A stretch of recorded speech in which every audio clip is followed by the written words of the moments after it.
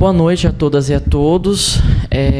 Meu nome é Antônio Delion, sou coordenador da comissão organizadora, junto com o Daniel Alves Azevedo. Dou boas-vindas a todas e a todos em nome da comissão, aos convidados e convidada que estão presentes. Então, vamos dar início a essa atividade. Em nome da comissão organizadora, agradecemos vocês terem aceitado o convite, ao Marcelo também, que também faz parte da comissão organizadora, como representante da graduação. Obrigado por você ter se disposto também, né, João Marcelo, que são várias atividades, muito obrigado. Então, eu como como chama, gente, o negócio que a gente falou que eu estava fazendo, o cerimonialista, convido a Marcela para mediar essa mesa redonda de hoje, e ela vai conduzir os convidados e a convidada durante as falas. Obrigado, Marcela. Boa noite a todos. É com grande alegria que nós damos início à segunda mesa redonda do primeiro colóquio de História da Unesp Assis, feita pelos discentes da pós-graduação e da graduação, intitulada Ensino sob Vigilância. Para compor a mesa, chamo o professor Dr. Ronaldo Cardoso Alves, graduado em História pela Universidade de São Paulo, fez seu mestrado e doutorado em Educação pela mesma universidade. Durante o doutoramento, fez estágio de sanduíche na Universidade de Minho, em Portugal, e publicou a tese Aprender História com Sentido para a Vida, Consciência Histórica em Estudantes Brasileiros e Portugueses. É docente do Departamento de Educação da Universidade Estadual Paulista, campus Unesp Assis, do curso de Licenciatura em História. Coordena o grupo de pesquisa intitulado Laboratório de Estudos de Pesquisa em Didática da História, LEPEDI, Núcleo de História do PIBID, Programa de Bolsa de Iniciação à Docência, e residência pedagógica também na Unesp Assis. É professor do Programa de Pós-Graduação em História Social da Universidade Estadual de Londrina e editor da revista História e Ensino, vinculado ao mesmo programa. É membro do Conselho Editorial da revista História Hoje, da AMPU, e atuou como avaliador em algumas edições do Programa Nacional do Livro Didático. Professor, pode compor a mesa.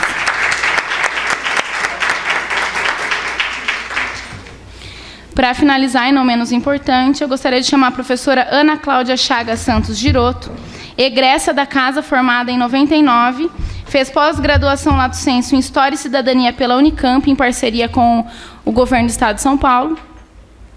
Se efetivou em 2005 no Estado e, desde 2014, leciona na Escola de Ensino Integral José Augusto Ribeiro.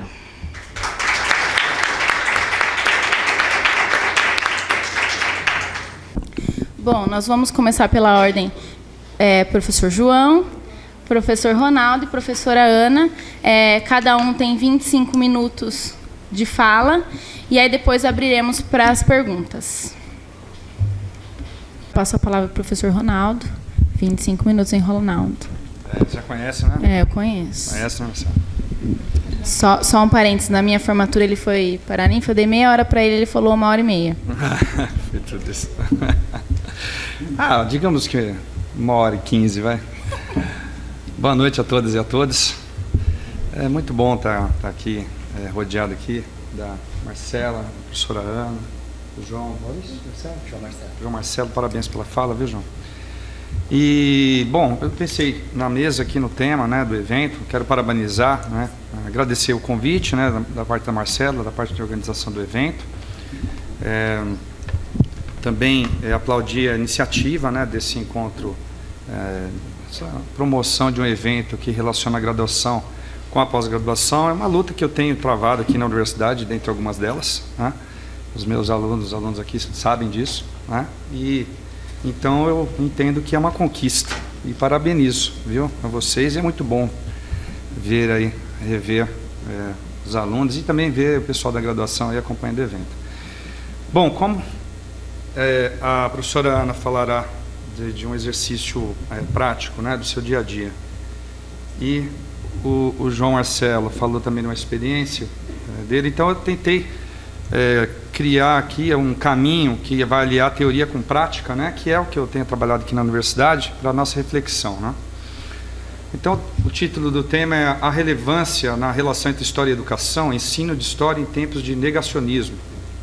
Então, eu trago aqui para iniciar dois excertos, né, um do Paulo Freire, né?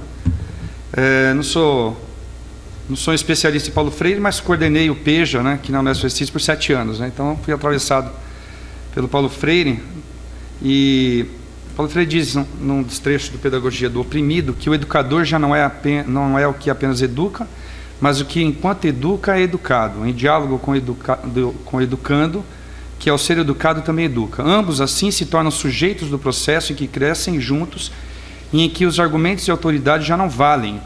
Em lugar de serem recipientes dóceis dos depósitos, são agora investigadores críticos em diálogo com o educador e investigador crítico também. E outro excerto que eu trago para a nossa reflexão inicial é do Walter Benjamin, em tese sobre o conceito de história. O passado traz consigo um índice misterioso que o impele à redenção, pois não somos tocados por um sopro do ar que foi respirado antes? Não existem nas vozes que escutamos ecos de vozes que emudeceram? Se assim é, existe um encontro secreto marcado entre as gerações precedentes e a nossa. Alguém na Terra está à nossa espera. O dom de despertar no passado as centelhas da esperança é privilégio exclusivo do historiador convencido de que também os mortos não estarão em segurança se o inimigo vencer. E esse inimigo não tem cessado de vencer. As epígrafes do texto, preconizadas por Paulo Freire e Walter Benjamin, guardam semelhanças entre si, pois ambas apresentam a necessidade de construção autônoma do pensamento como meio para criar possibilidades dos seres humanos se haverem com os desafios de seu tempo de maneira autônoma. Para o educador brasileiro, a construção do conhecimento está firmada nas relações entre as pessoas que, conjuntamente, trocam experiências e se põem a pensar a este respeito, de forma a perceber como as ações humanas se constituíram ao longo do tempo em seus agentes, interesses, ideias, etc. Assim, educador e educando, imersos no fluxo da história, se abrem a compartilhar experiências de si mesmos e ou dos grupos que influenciaram historicamente, refletindo a respeito do que fizeram, do que fazem, dos desafios do cotidiano. Descobrem-se, criam-se. A perspectiva de emancipação do indivíduo e de sua coletividade, resultante da pedagogia do oprimido, embora nunca tenha sido estruturalmente desenvolvida na escola brasileira, provoca, no mínimo, mal-estar àqueles contrários à educação para a construção de consciência histórico-social. E a gente vê, né, esses absurdos aí que tem nas redes, aí, o pessoal querendo tirar o posto, né, do Paulo Freire como patrono da educação brasileira, esses absurdos que a gente ouve.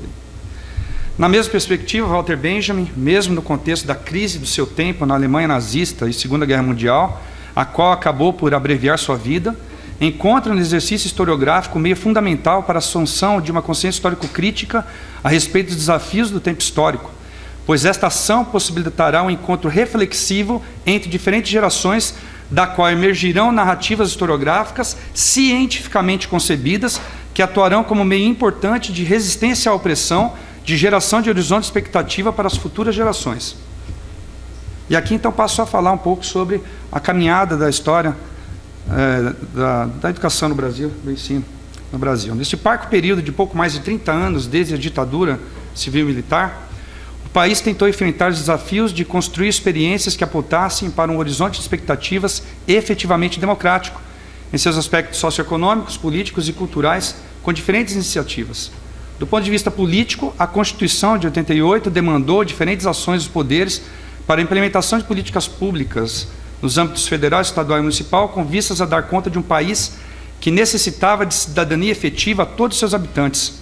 Na economia, o processo de globalização fez o Brasil deixar de ser, ao menos na nomenclatura imposta pelo mercado, um país subdesenvolvido ao assumir sua condição de nação emergente, simplesmente por sua população adentrar ao mercado consumidor de produtos gerados pelas grandes corporações ocidentais que se expandiam. Nesse contexto, experiências de matiz socioeconômica desenvolvidas pelos sucessivos governos, tais como o trabalho para a estabilização monetária do país e a implementação de ações para a diminuição da desigualdade social, como políticas compensatórias de transferência de renda, de acesso de minorias às universidades, por exemplo, visaram tornar o Brasil, enfim, um país com bem-estar social a todos os seus habitantes, objetivando satisfazer a expectativa de sua população.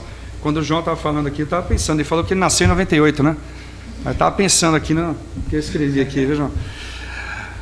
De igual modo, as lutas de diferentes grupos historicamente alijados da participação estrutural das políticas públicas do país também se apresentaram numa sociedade que se abria para este mundo globalizado. Nesse sentido, pobres, mulheres, negros, nativos indígenas, população LGBTQ+, dentre outros grupos, passaram a construir novos horizontes a partir da mudança de experiências que realizam. O resumidíssimo quadro contextual pode ser compreendido como a tentativa de estabelecer alicerces, e aqui gostaria que vocês prestassem bastante atenção, de uma nova cultura histórica que a sociedade brasileira, ao menos em parte, deixou construir nas últimas décadas, com o objetivo de colocar o Brasil e sua sociedade na geopolítica global com um novo papel, fortalecendo sua democracia e cidadania. A cultura histórica abrange, nas palavras de Risen, as práticas culturais de orientação e de agir humanos no tempo, pois situa os homens, os seres humanos, nas mudanças temporais com as quais têm de sofrer e agir. Mudanças que, por sua vez, são codeterminadas e efetivadas pelo próprio agir e sofrer humanos. A cultura histórica é capaz de orientar quando viabiliza que as experiências com o passado humano sejam interpretadas de modo que possa, por meio delas, entender as circunstâncias da vida atual e, com base nelas, elaborar perspectivas de futuro.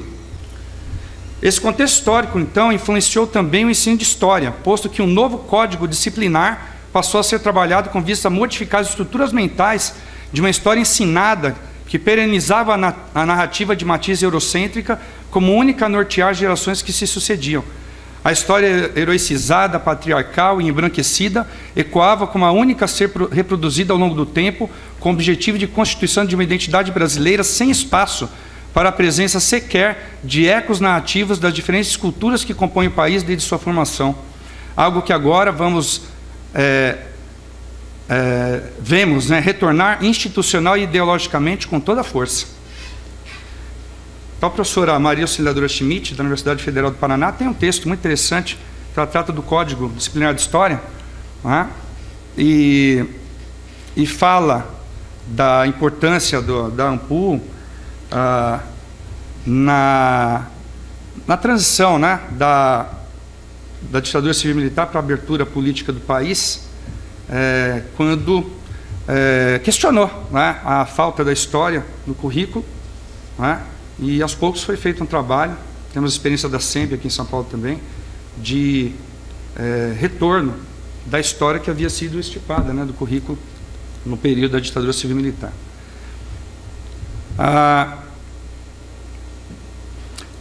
A narrativa canônica da ditadura civil-militar passou a ser questionada pelos professores, pesquisadores e seus grupos no período da abertura política, que visava elaborar novas teorias e práticas a respeito do ensino de história nos bancos escolares da educação básica, seja com o objetivo de contribuir para que a história discutida na escola fizesse sentido para a própria vida dos estudantes e professores, seja com o intuito de possibilitar a assunção de novas narrativas historiográficas de diferentes grupos que compunham e compõem a sociedade brasileira.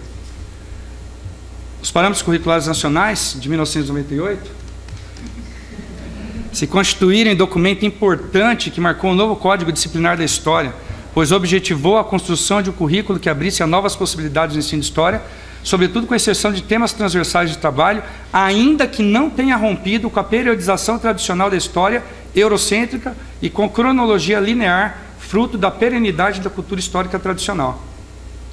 Passadas 2 décadas, mesmo em meio a grandes discussões de diferentes versões elaboradas por diferentes grupos, tal periodização e cronologia continua a nortear a base nacional comum curricular na área de história. A BNCC tem como objetivo, dentre tantos, substituir os PCNs e, consequentemente, nortear toda a política voltada para a educação básica, o que tem gerado inúmeras discussões, sobretudo na disciplina de História, o que reforça a concepção de existência de um embate entre culturas históricas, pois está em jogo a relação entre a aprendizagem histórica e a história pública. Que eu acho interessante, porque no meio das brigas aí da BNCC, a pessoa está brigando aí, se fica história disso, fica história daquilo, mas esqueceram de perguntar para quem pesquisa isso e para os alunos, que é importante estar no currículo. A academia, a universidade preocupada, se vai tirar história disso, história daquilo, do currículo e tal, mas pouca gente perguntando o que está sendo pesquisado nisso, ou seja, especialistas que trabalham com isso, perguntando para eles, e também para os alunos, para os professores da educação básica. Interessante, Nesse sentido, aberto estava o caminho para a construção de uma nova cultura histórica no Brasil, atinente às demandas do mundo pós-guerras mundiais, pós-ditadura civil-militar, no contexto do final da Guerra Fria e da simbólica queda no Muro de Berlim, com vistas à construção de uma sociedade brasileira que priorizasse a consecução dos direitos humanos,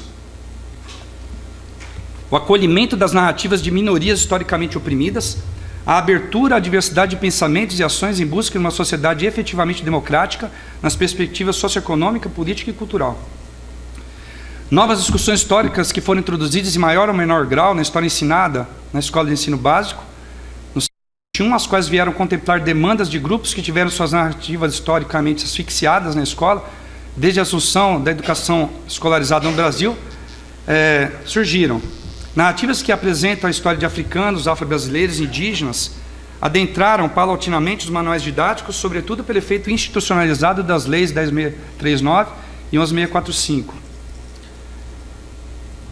Uma de 2003 e outra de 2008. A temática das ações históricas das mulheres, bem como dos outros grupos contemplados com as discussões de gênero, segue sem legislação e depende de sua introdução por meio de autores de manuais, bem como de professores autores em suas salas de aula. No entanto, as crises política, econômica e ética que assolaram o país nos últimos anos, a qual ensejou o golpe de Estado ocorrido com o impeachment da presidenta Dilma Rousseff, e todo o processo culminou na eleição de um governo de extrema-direita no país, trouxeram consigo o embate da cultura histórica. Ao relacionar os problemas políticos, econômicos e éticos às conquistas democráticas que possibilitaram maior inclusão aos grupos historicamente alijados da plena cidadania, uma cultura tradicional, não, mais que isso, conservadora, não, mais que isso, reacionária, sempre presente na sociedade brasileira, encontrou ressonância nas redes sociais, responsabilizando este período de espasmo de construção de uma cultura histórica que visava democratizar a sociedade, construída no período pós-ditadura civil-militar, pelos múltiplos problemas existentes no país atualmente. Este embate das culturas históricas tornou-se um desafio para o ensino de história contemporâneo, pois se apresenta no espaço escolar nas narrativas dos seus atores, estudantes, professores, funcionários, gestores, pais, de diferentes maneiras. Narrativas que negam a história científica, amplificando o negacionismo histórico pelas redes sociais, além de gerar a constante vigilância sobre os professores. Classe historicamente fragilizada do ponto de vista socioeconômico e político, que agora também se defronta com a sua fragilização cultural. Esse quadro originou-se também de outras negações. E aqui não estou usando o conceito de negacionismo, estou falando de negação mesmo. Às vezes fico tentado de também usar negacionismo, mas vou usar negação por enquanto.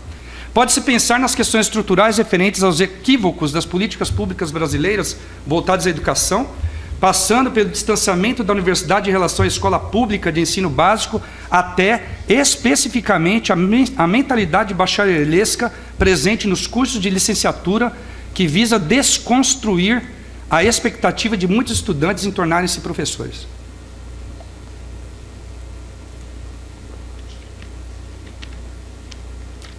Este quadro foi amplificado em velocidade exponencial devido à aceleração promovida pela tecnologia da informação, passando pela onipresença do mercado que, antropomorfizado pelos meios de comunicação, apresenta suas sensações de euforia, tristeza, dúvida, certeza, dentre outras, que se modificam de acordo com a aprovação ou reprovação de seus interesses reformistas, como de retirada de direitos trabalhistas e previdenciários da população, por exemplo. Além disso, a combinação da aceleração da irracionalidade promovida pelas redes antissociais e anti-informacionais, com a multiplicação da incidência de narrativas de pseudo-especialistas de política, economia, cultura e sociedade, somados ao desprezo pelo futuro promovido pela teologia da prosperidade, ao qual atrela uma espécie de fé medieval ao capital, propagada em espaços religiosos reacionários e fundamentalistas que temos presenciado todos os dias, fortalecem a concepção de um regime de historicidade presentista, tal como tratado por Hartog, um presente contínuo, tratado por Hobsbawm, no qual não há preocupação com o futuro e o passado recuperado. Não há preocupação com o futuro e o passado recuperado é de uma memória seletiva sem o trabalho científico da historiografia, que tem o único propósito de prescrever narrativas ideologicamente concebidas. E aqui eu trago um excerto do Hobsbawm, lá sobre história. A história é matéria-prima para as ideologias nacionalistas ou étnicas ou fundamentalistas, tal como as papoulas são matéria-prima para o vício da heroína. O passado é um elemento essencial, talvez um elemento essencial nessas ideologias.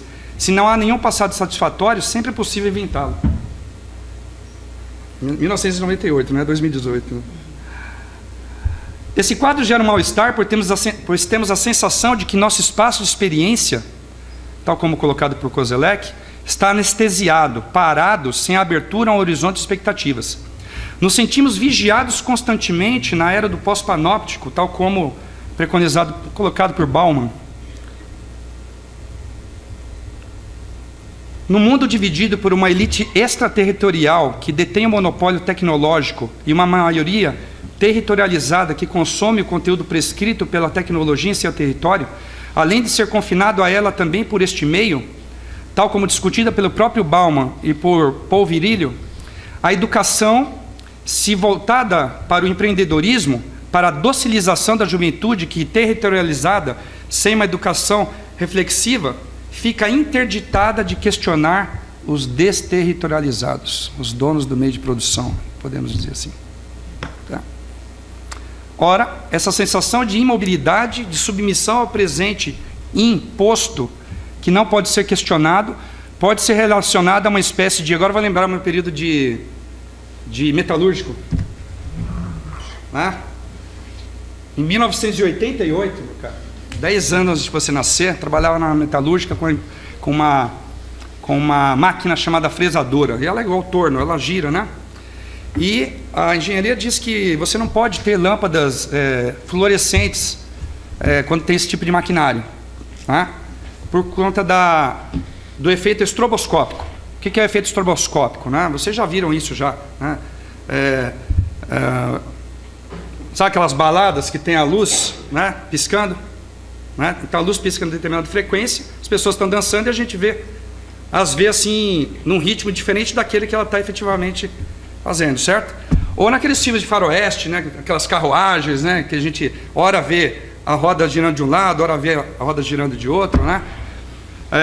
No caso do efeito estroboscópico, qual é o problema nessas oficinas, né? Não pode ter luz fluorescente, porque essa luz ela fica piscando o tempo todo. Se a frequência dela for a mesma da rotação da máquina, dá a sensação que a máquina está parada. Mas a máquina está acelerando. E isso traz para o trabalhador insegurança, porque ele pode colocar o dedo ali achando que a máquina está parada, mas na realidade ela está na sua máxima rotação, né, por conta do efeito estroboscópico. Então eu trago aqui o efeito estroboscópico para a gente refletir a respeito do nosso tempo. Essa sensação de mobilidade, de submissão ao presente imposto, que não pode ser questionado, pode ser relacionada a uma espécie de efeito estroboscópico da existência, pois a roda da vida parece estar parada, imóvel, porém o que ocorre é que na realidade não temos domínio de sua aceleração, tampouco da frequência das informações cotidianas impostas pelos desterritorializados. A gente não dá conta. Você pesquisa para comprar uma caneta, né? Agora tem um negócio de caneta azul que tem na internet, né? Aí, a caneta lá, se pesquisa a caneta, vai ficar aparecendo caneta toda hora, com a frequência que nós não temos domínio sobre ela. Detentores do controle da aceleração e da frequência com a qual nos encontramos, com as suas prescrições, os desterritorializados geram nos territorializados a sensação de imobilidade. Ao tentarmos tocar em nossas próprias vidas, ao tentarmos ser senhores de nosso tempo, ao tentarmos agir, operarmos a máquina da vida, somos surpreendidos com uma aceleração constante que nos machuca, pois não dominamos sua frequência. Já foi 18 minutos, tem mais 7.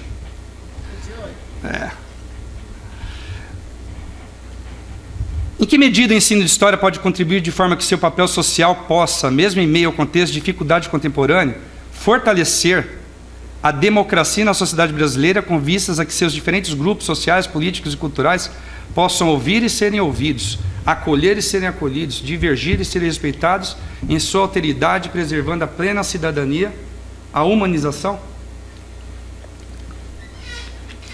Vou ser breve aqui. Em que medida o estudo de história faz sentido para a vida? Kozelek percebeu na crítica feita pelos iluministas a crítica do antigo regime, de liberais a progressistas, de reformistas a revolucionários, a origem da consciência histórica moderna.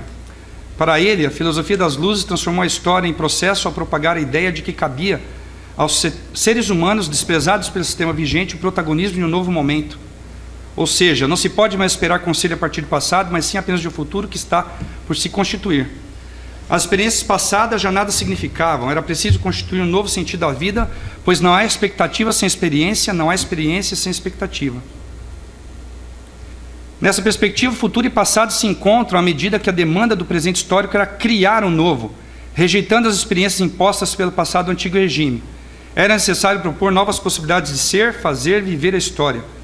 Assim, a consciência histórica, nessa perspectiva, é apropriar-se das operações mentais do pensamento histórico, com o objetivo de refletir sobre as experiências vivenciadas por si e pelos outros no decurso do tempo, a fim de satisfazer expectativas concebidas no presente ou mesmo criar novas expectativas a serem transpostas no futuro. Jörn Hisen, ao elaborar sua tipologia da consciência histórica, interpretou as diferentes alternativas construídas pelos seres humanos para propiciarem sentidos às suas experiências, à sua vivência histórica, à sua orientação no tempo. Entende que a ciência histórica aprendida nos bancos universitários pode e deve contribuir para que as pessoas, em seu cotidiano, construam consciência histórica, pois em sua visão a história, enquanto ciência, tem de ter constante e dinâmico diálogo com a vida.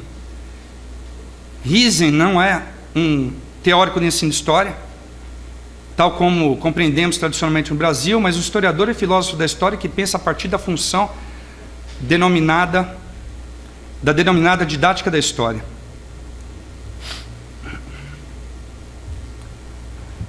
Ele analisa a didática da história analisa as formas e funções do raciocínio e conhecimento histórico na vida cotidiana, prática. Isso inclui o papel da história na opinião pública, as representações nos meios de comunicação de massa.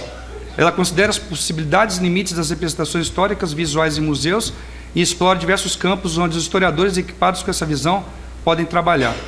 E esses espaços da história pública também, a escola é um espaço essencial da história pública. Como pode ser observado, Hisen pensou a história como ciência intrinsecamente relacionada à vida e por isso mostrou ser fundamental que a sua metodologia e formas de apresentação do resultado do seu trabalho, da ciência histórica, tenham a finalidade de contribuir com a formação do pensamento histórico das pessoas. Processo que possibilita os seres humanos o encontro com a alteridade, o relacionamento dialógico com perspectivas divergentes, a reflexão constante a respeito dos modelos, das tradições, das ideologias, das representações subjacentes às culturas, prescritas a cada ser humano desde seu nascimento, mas passíveis de serem reproduzidas, rejeitadas, criticadas, transformadas. No mundo em que modelos de orientação temporal têm sido largamente propagandeados nos meios de comunicação, o Estado confundindo com o mercado, lucros privatizados em detrimento dos prejuízos que são publicizados, cidadania atendendo pela capacidade do consumo individual, entre tantos outros dilemas contemporâneos, a construção de uma consciência histórica que possibilite reflexão constante a respeito dos desafios do tempo se constitui como fundamental. Vou avançar aqui para não cansá-los. Mas como isso se opera em sala de aula? Nessa perspectiva, tal como constata Peter Lee, historiador inglês, as pessoas tornam-se letradas historicamente. Se os estudantes são capazes de fazer sentido do passado e adquirirem algum conhecimento de que podemos dizer acerca dele, e em simultâneo ser capazes de utilizar esse conhecimento de modo que tenha claramente uma utilidade, uma aplicabilidade, se tal acontecer, talvez possa afirmar-se que os estudantes são historicamente letrados. Depende-se disso que é necessário pensar a formação de professores e pesquisadores que possam fomentar esse trabalho de construção de consciência histórica com vistas à abertura à alteridade, à possibilidade de construção de espaço de humanização junto aos estudantes da escola básica para que possam perceber a importância do conhecimento histórico em sua própria orientação no dia a dia, bem como a construção de identidade.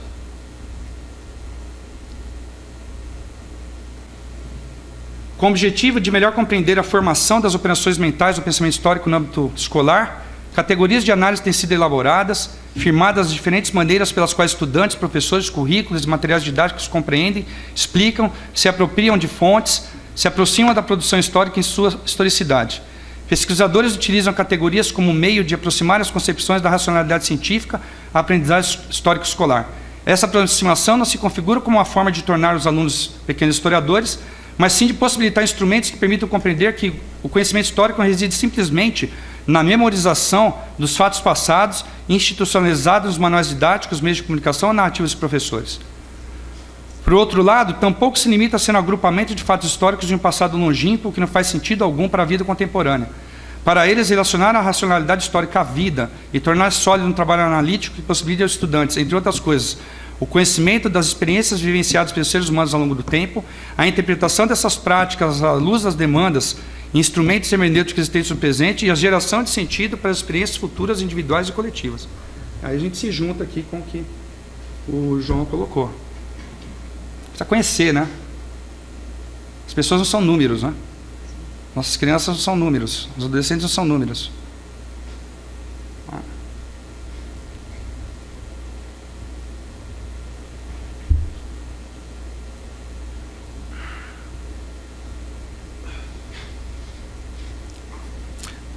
Assim, a didática da história pode promover diversas possibilidades de investigação em espaços intra- e extraescolares, tal como afirma meu colega, o Rafael Sadi, da UFG.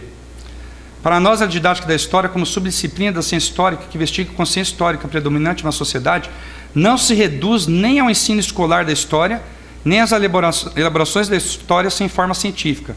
Ela desenvolve sua investigação em 3 áreas fundamentais: o ensino escolar da história, o uso público da história e a ciência histórica, em que age como uma didática da ciência histórica, uma instância de autorreflexão dos historiadores. Por isso que incomoda. Porque a didática da história pressupõe a análise do próprio fazer do historiador na universidade. A gente não quer isso, né? Vocês não vão mais me convidar? Ixi, não vão me convidar. Você vai se convidar para todos Eita. agora. Nessa perspectiva, história e educação se relacionam, pois a formação histórica gerada na universidade tem a função de contribuir para satisfazer as demandas, as carências de orientação das pessoas na sociedade. Muito interessante, né? Como a universidade está muito distante, né? Não toda a universidade, claro, mas a parte importante da sua mentalidade está distante da sociedade, bastou termos um outro tipo de orientação de um governo já para prescrever tudo quanto é modelo, tudo quanto é coisa, promover a irracionalidade, rejeitar a ciência, tudo, e colocar isso como uma carência de orientação da sociedade. Talvez, se nós estivéssemos mais próximos da educação básica, talvez se a graduação estivesse mais próxima da pós-graduação, talvez se houvesse, pelo menos, ouvidos para a pesquisa que relaciona história com a educação, né? História com outras áreas do conhecimento, com a sociologia, com a antropologia. Talvez, né? Estou falando no lugar da história, né? Que é o nosso lugar aqui, né? Talvez a gente pudesse pelo menos diminuir um pouco isso e mostrar para a sociedade o que nós fazemos de bom. A importância da nossa ciência. Mas eu fico muito feliz porque eventos como esse aqui, né? E eu conheço boa parte desses alunos aqui da pós-graduação, eventos como esse mostram que é possível nós tentarmos problematizar a frequência.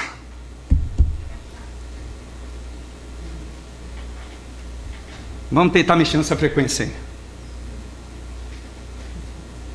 Nós vamos pôr a mão lá, vai machucar o dedo, às vezes pode cortar um dedo do outro, mas aos poucos a gente vai aprender a interpretar isso, né? A esperança. Horizonte de expectativa. Para isso, o conhecimento gerado no âmbito acadêmico chega à escola básica não somente por conteúdos e temática, mas sobretudo pelo desenvolvimento de operações mentais próprias da racionalidade que somente o estudo da história oferece, seja por meio do trabalho de investigação feito por professores e estudantes em diferentes tipos de fonte, passando pelas discussões em torno das questões de historicidade, ou mesmo do estudo da relação entre as diferentes temporalidades como fruto da investigação a respeito da produção humana no tempo.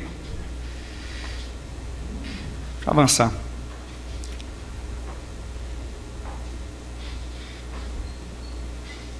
A formação de professores de história e de pesquisadores de ensino de história não pode se deixar levar pelas vicissitudes do tempo, pelas dificuldades que visam ceifar o desejo de busca pelo conhecimento histórico. No momento de claro recrudescimento e ampliação de ideias conservadoras no mundo, em especial na sociedade brasileira, em que avanços dos direitos humanos de grupos historicamente excluídos têm sido questionados e até mesmo tolhidos, é premente a construção de uma mentalidade de ideias que promovam em professores e historiadores o desejo de modificar pensamento, a mentalidade vigente nos cursos de licenciatura em História no Brasil, a qual marginaliza a construção do conhecimento histórico por parte dos professores e estudantes da educação básica. Faz-se necessário incentivar a constante criação do conhecimento histórico, ou mesmo a construção de experiências de forma que os estudantes, que o estudo da história possa tratar de todos, ser de todos e para todos. Trata-se de enorme desafio a cada professor de história, a cada pesquisador do ensino de história, de, a partir do próprio lugar, por menor que seja, gerar novas experiências a fim de que não sejam travadas e asfixiadas possibilidades de aprender e conviver na diversidade política, socioeconômica e cultural com vistas à ampliação da democracia brasileira, tão ferozmente atacada na contemporaneidade. Enfim, não desistamos de criar horizontes e expectativas. Destarte, se no contexto histórico atual a sociedade brasileira depreende-se com o confronto narrativo das diferentes culturas históricas que lhe atravessam, o desafio do ensino de história é continuar provendo e aprofundando os meios científicos de possibilitar aos estudantes o reconhecimento dessas diferentes narrativas por meio da diversidade da produção cultural apropriada como fonte histórica, com vistas à construção e desenvolvimento do pensamento histórico, bem como de sua função pública de fortalecimento da democracia, cidadania, autonomia crítica, respeito e acolhimento da autoridade, enfim, de plena humanização da sociedade. Termino aqui com a frase que disse esses dias aí numa aula que dei lá, a convite de 2 alunos da graduação, lá para alunos do 8º ano do Carolina Burali. Sim, o Holocausto existiu, ocorreu. Sim, a ditadura civil-militar ocorreu, existiu. Por quê? Porque eu sou cientista da história. Estudei para isso e a ciência histórica prova que essas coisas promoveram a morte de muita gente. A desumanização de corpos, né? A opressão. Mas há possibilidades de criarmos horizonte de expectativa. Obrigado, desculpe que eu passei acho que 4, 5 minutinhos, viu, Marcelo? Tá bom. Melhor que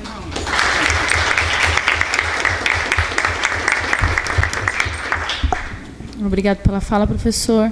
Por último, não menos importante, professora Ana Giroto. Nem precisa muito perto, tá? Gente, boa noite a todos. Primeiramente, eu gostaria de agradecer ao professor Ronaldo pela confiança, a Marcela, né, e toda a equipe. Tá bom? Toda a equipe organizadora, né? Como o João, essa também é minha primeira vez, tá? Então, tem alguns parceiros meus, o Gibson, a Nath, a Daiane, né? Que sabem como, para mim, é um pouco tenso estar aqui, né? Mas, assim, é um desafio, né? E eu resolvi aceitar, porque eu acho que é muito importante, como todo mundo já falou, né? Nós pensarmos as questões da educação, tá? Quando nós conversamos, eu pensei em dividir a minha fala em 3 momentos que são desafios, que foram desafios para mim enquanto educadora, né? E que hoje eu acho que são desafios e ganhos, porque eu acho que na educação é isso, a gente tem muitos desafios, mas a gente ganha muita coisa quando você consegue atingir o aluno, tá? Não tenho nenhum teórico, então a minha fala é mais prática, né? É a minha vivência.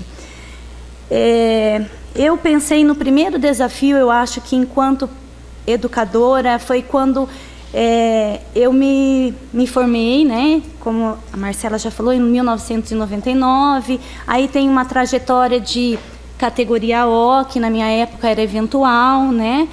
E eu me efetivei em Itapeva, trouxe meu cargo primeiro para Ourinhos, Palmital. Quando eu cheguei em Assis, eu vim para a Escola Leia Rosa. E eu não tinha ponto. Então, isso aí para o pessoal que está começando, né, já vai sentindo. Eu tive que pegar as aulas, né, para eu compor a minha jornada, eu dava aula em 3 escolas. E o primeiro desafio para a minha carreira, né, para a minha vida enquanto professora, enquanto educadora, foi o criar vínculos. Porque você, em várias escolas, você não tem vínculo nem com os alunos, porque você dá aula para você chegar nas 32 aulas, você tem que dar 10, 12, né? Então eu tinha 7 salas em uma escola, 2 salas em outra, e aí você não tem vínculo com ninguém. Não tinha vínculo com o aluno, não tinha vínculo com os outros professores, porque você chega na sala dos professores, ninguém te conhece, você entra e sai. Então, eu acredito que na minha trajetória esse foi o meu primeiro desafio, tá? Então, eu tinha aula no Leia Rosa, no Cleofânia e uma escola em Cândido Mota. Então, era muito difícil, foi um período um pouco tenso, né? Difícil esse período. O segundo momento, né, que aí, eu chamo desafio e ganho, que é a formação continuada do professor. A gente, na escola, né, você tem as formações que são oferecidas pela Secretaria da Educação, são importantes, né, mas em 2012, o professor Alonso e a professora Raquel chegaram na escola Leia Rosa, onde eu trabalhava. Eu era coordenadora naquele período. E eles ofereceram um projeto que era para as escolas, né, de periferia, escola com o IDESP que estava mais baixo. E, por incrível que pareça, era um projeto que tinha uma bolsa, que era o PIBID, né? Nós tínhamos 2 vagas, era uma vaga para o Dom Antônio e 2 vagas para o Leia Rosa. Mas aí um professor não quis, ele não aceitou. Então, nós ficamos com uma vaga para o Leia Rosa e uma vaga foi para o Cleofânia, tá? E eu entendo até, porque é uma responsabilidade essa formação, essa parceria. E aí, no ano seguinte, eu tive a oportunidade de vir para a universidade. Então, essa formação e essa parceria entre a escola pública e a universidade, eu acho que ela foi muito importante para mim enquanto educadora, tá? Por quê? Porque a partir daí você começa a ter uma formação. O professor Alonso sempre trabalhou, o Ronaldo falou isso, eu acho que é muito importante. O professor, o educador, ele não pode olhar o aluno como um número, né? Então você sempre ter esse olhar, que às vezes o seu aluno, né, isso na escola, no programa de ensino integral, né, por meio da educação interdimensional, você trabalha todos esses conceitos, não só o cognitivo, mas você olhar o aluno como um ser humano completo, com razões, com emoções. Isso fala do Alonso nas formações, né? E aí, aqui na universidade, eu pude ter esse momento de formação presencial, troca de experiências, tá? Porque você aprende, aqui eu pude ter um olhar diferenciado com relação às fontes, né? Eu tenho os estagiários que, desde 2012, eu comecei com o PIBID, com o Alonso, com o Ronaldo. Depois, o ano passado, depois de um período muito tenso para o PIBID, nós tivemos, né, essa nova mudança, a reestruturação, que aí é o residência com a professora Lúcia. Então, eu estou com um pé na escola e um aqui na universidade desde 2013. E eu acho que isso me mudou enquanto pessoa, porque ninguém é neutro, né? Então, eu acho que você começa a ter um outro olhar com relação à educação mesmo, com relação a essa formação, a importância da formação continuada, tá? E o terceiro momento que eu pensei, né, em falar é a experiência mesmo, que é o desafio de ensinar história dentro e fora da sala de aula. Como a Marcela falou, eu trabalho na Escola José Augusto Ribeiro. Ela está localizada no Complexo Prudenciana. É uma escola, né, periferia. E lá eu não tenho problemas com fake news, com muitos questionamentos. O meu maior desafio é inserir socialmente os meus alunos, como o João falou, né? É mostrar para eles que existe uma uma universidade pública que é deles, né? Que existem espaços aqui em Assis que eles têm direito, que eles podem e devem usufruir, Tá? Então, na escola de ensino integral, a gente trabalha, né, no programa de ensino integral, é bom falar, né, que é diferente a escola de ensino integral, né, de tempo integral, que é a ET, e o programa de ensino integral. Então, a gente trabalha com princípios e premissas, né? Um princípio é o protagonismo juvenil, que é formar o jovem autônomo, solidário e competente. Você trabalhar com a educação interdimensional, que é formar o aluno como um todo, né? Não é só você depositar ali conteúdos, mas você olhar para esse aluno. A pedagogia da presença, que é, segundo um pensador, né, que é um dos primeiros que propuseram a educação de ensino integral, né, o Antônio Carlos Gomes da Costa, é você olhar para o aluno, são os pequenos nadas, é um bom dia, né, é o como você está, é você perceber aquele aluno lá no final da sala, que não está muito legal. Então, é trabalhar o aluno como um todo. E o projeto de vida, né, que na escola de ensino integral a gente trabalha com, até o ensino fundamental 2, com os sonhos. E pensando nesses sonhos, nós, porque eu trabalho essa eletiva, né, eu e uma professora Rita, nós pensamos em uma eletiva o que é uma eletiva, né? Uma disciplina que está na parte diversificada do programa Ensino Integral. A gente tem a Base Nacional Comum e a parte diversificada, e essa disciplina o aluno escolhe o que ele quer fazer. E nós começamos a trabalhar uma disciplina que se chama Lugares de Aprender. Por quê? Aqui em Assis, né, em 2018, né, nós estamos no 4º semestre. Tem alunos que não conhecem a Unesp, tem alunos que nunca foram à biblioteca municipal, né? E isso me incomodava muito, porque eu acredito que história você se aprende em todos os lugares, né? E eu não me conformava em ter aluno que não tivesse acesso a esses espaços, que não soubesse que a diferença de uma universidade pública e uma universidade privada. Um patrimônio, né? Eu tinha alunos que não sabiam disso, gente, tá? E aí o que nós pensamos? A nossa eletiva, ela trabalha, né, como eu falei, lugares de aprender, e a gente ensina história e língua portuguesa fora da escola. Dentro da escola a gente trabalha, né, os conteúdos, mas fora da escola. Como a gente faz isso? Eu tenho aluno que tinha o sonho de ser professor e nunca tinha vindo à Unesp. Eu trabalho patrimônio arquitetônico, prédio de letras, patrimônio ambiental, bosque. A gente visitou o museu, tem um museu aqui, né? Eu esqueci o nome. Marte, né?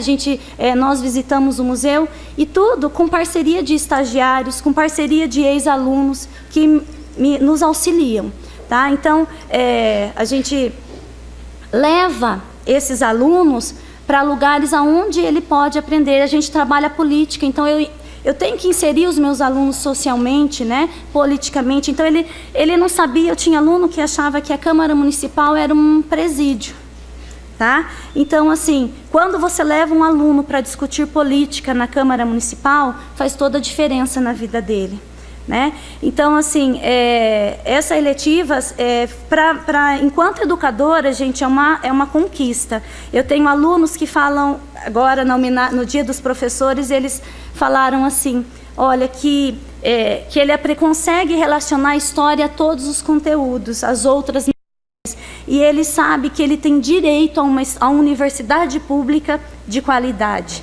Se vocês virem o brilho no olhar de uma aluna que quer, né? Não é queria, ela vai fazer, porque a gente acredita, e aí você vê esses alunos, a nossa escola ela é ensino fundamental 2, né? Mas eu tenho alunos que saíram da escola e estão no ensino médio, que são meninas empoderadas, meninas que se olham no espelho, que conseguem se ver negras e negras bonitas e negras, né, com papel na sociedade, tá? Então, assim, eu amo o que eu faço, eu acredito na educação e que mais?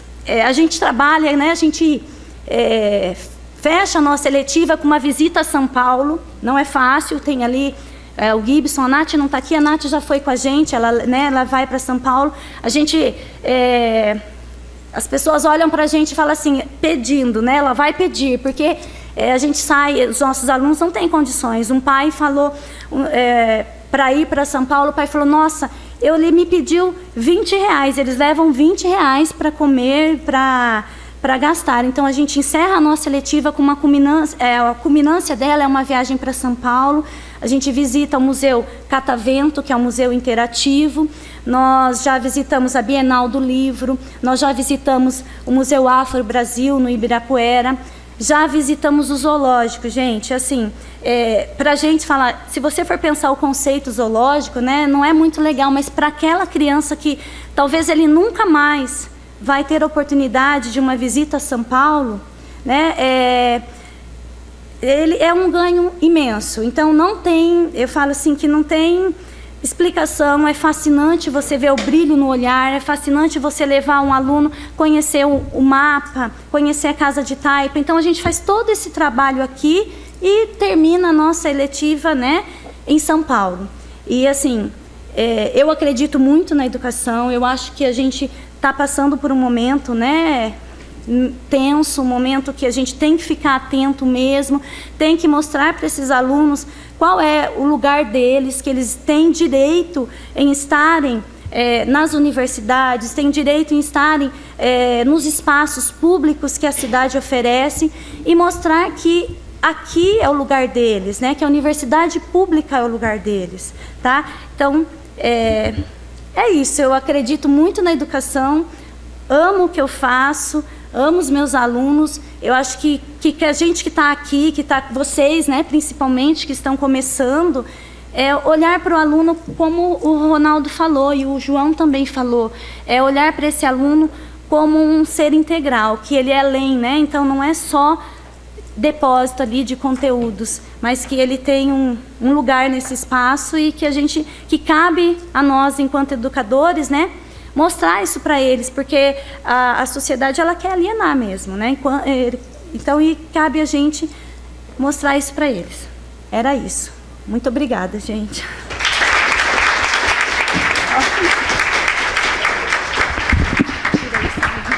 Muito obrigada, professora Ana.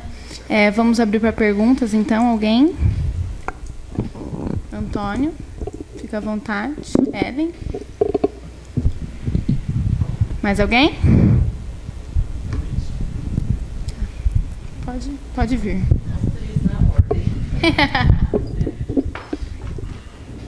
Boa noite mais uma vez. Meu nome é Antônio. Obrigado por vocês três terem vindo. Por problemas técnicos, eu não pude acompanhar a mesa toda. A gente que é da organização, a gente sente, né? A gente que tem prótese, a gente sente. Mas eu te ouvi.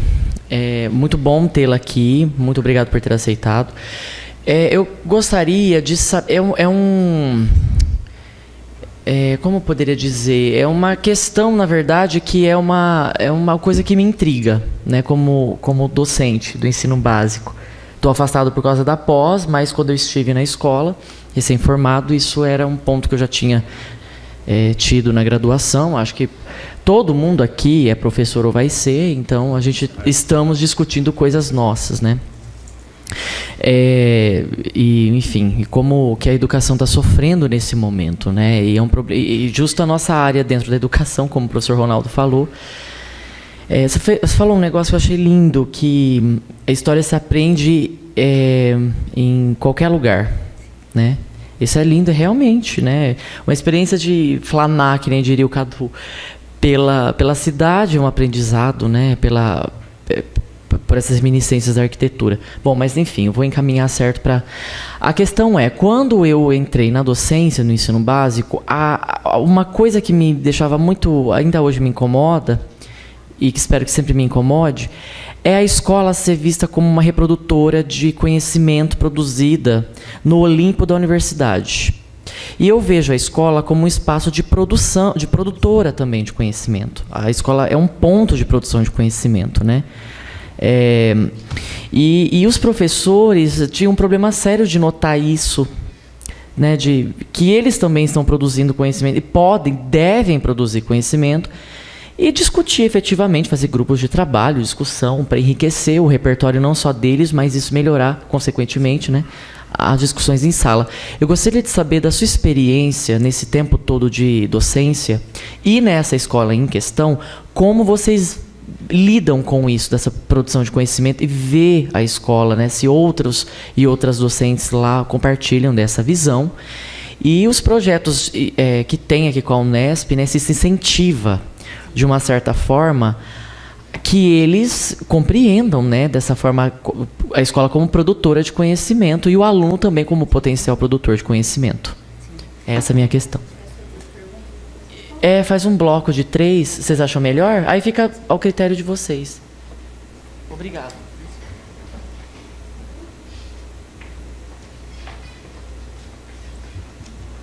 Boa noite. Para quem não me conhece, meu nome é Ellen, eu faço mestrado aqui. E gostaria de parabenizar as mesas, elas foram muito enriquecedoras, com certeza, principalmente com a experiência da professora. É muito bom saber que a senhora tem esse trabalho, porque eu só fiquei sabendo que existia a universidade pública e a Unesp no 3º ano do ensino médio, graças também a uma professora. Quando eu fui prestar o vestibular, desculpa, gente, estou indo na questão pessoal, mas aqui isso é realmente algo assim que me emociona, né? Quando eu fui prestar o vestibular em 2010, minha mãe, ela falou que não iria pagar a faculdade. Eu pensei isso também, viu? Não. A minha irmã falou que era uma calça, quando eu fui, porque não tinha ainda, né? E eu tive que deixei de comprar uma calça para pagar a inscrição do vestibular. Foi isso. Mas... São os sacrifícios que a gente faz, né? Mas a minha pergunta vai para o João Marcelo. Na verdade, é mais talvez uma reflexão, porque para explicar essa conjuntura, né, atual do ensino, você abarcou a questão política de como está o desenvolvimento como está a questão do trabalho no país. No país não, no mundo, né, devido aos aplicativos. E uma coisa que a Tânia sempre fala para a gente, né, é que o trabalho também tem uma história, o trabalho também se modifica. Então, as profissões, por exemplo, do século XIX não são as mesmas do XX. E muitas profissões que a gente tem atualmente, elas vão sumir. O que eu quero dizer com isso? É que a gente precisa de novas, não sei, mas talvez a gente precise de novas políticas e uma nova legislação que, de certa maneira, encaixam nessas novas modalidades de trabalho, que são os aplicativos. Porque realmente não dá para você ter esse trabalhador aí do iFood, que não recebe nenhum benefício que um trabalho assalariado de 8 horas por dia, enfim, consegue. Não é à toa que essas conquistas, né, a gente só conseguiu no início do XX, porque o trabalho precisou, lá desde o final do século XVIII, que ele vinha nessas condições, e precisou aí de mais de 100 anos para ter essas legislações. Então, tem uma história, né? Talvez a gente precise de pensar em novas legislações, mas era só isso.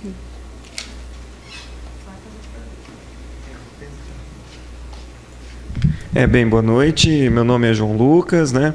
Sou aluno aqui da pós-graduação.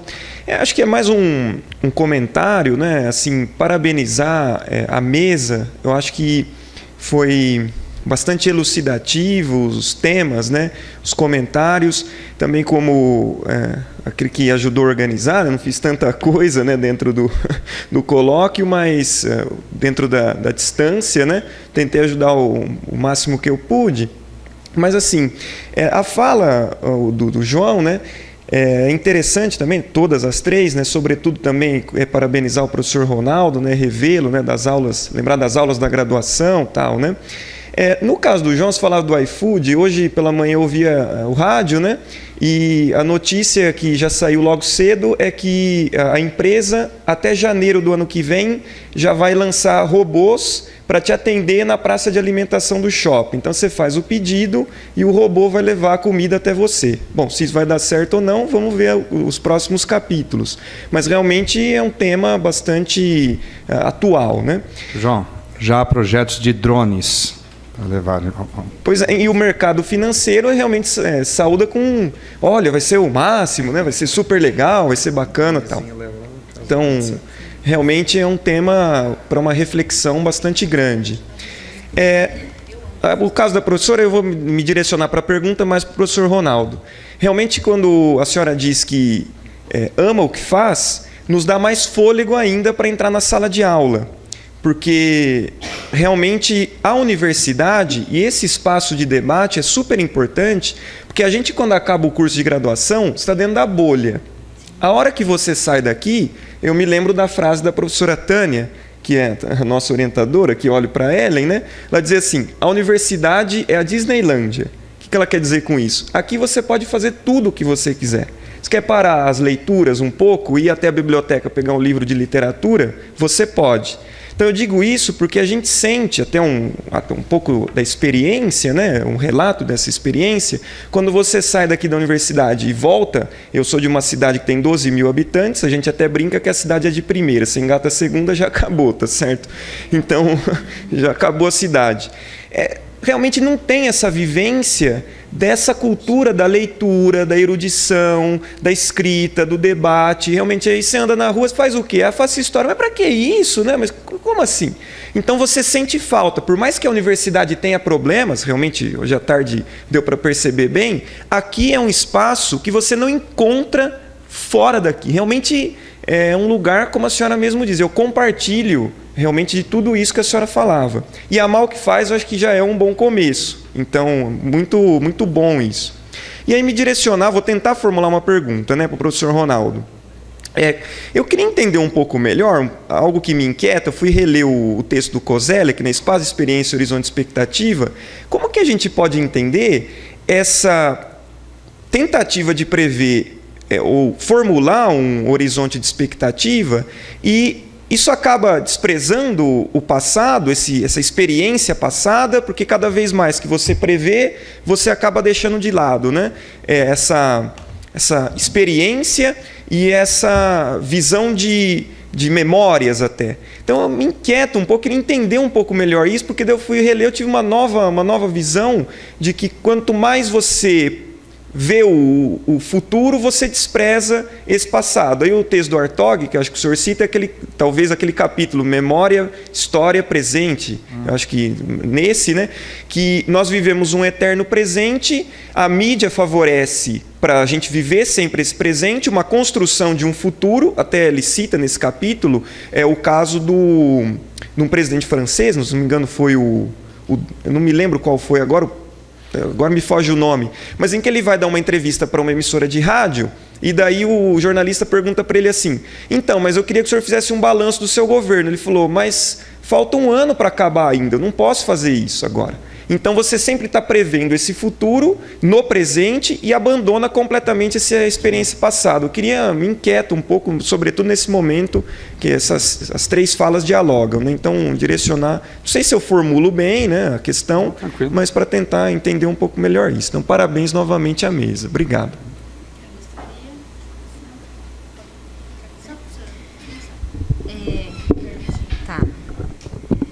Antônio, né? Você falou-se como é na escola, né? A gente, além da nossa eletiva, nós temos mais 10 eletivas. Então, na escola, eu acredito que nós produzimos muito conhecimento, como você falou. O que falta é tempo para escrever, para estudar isso, né? Para conseguir...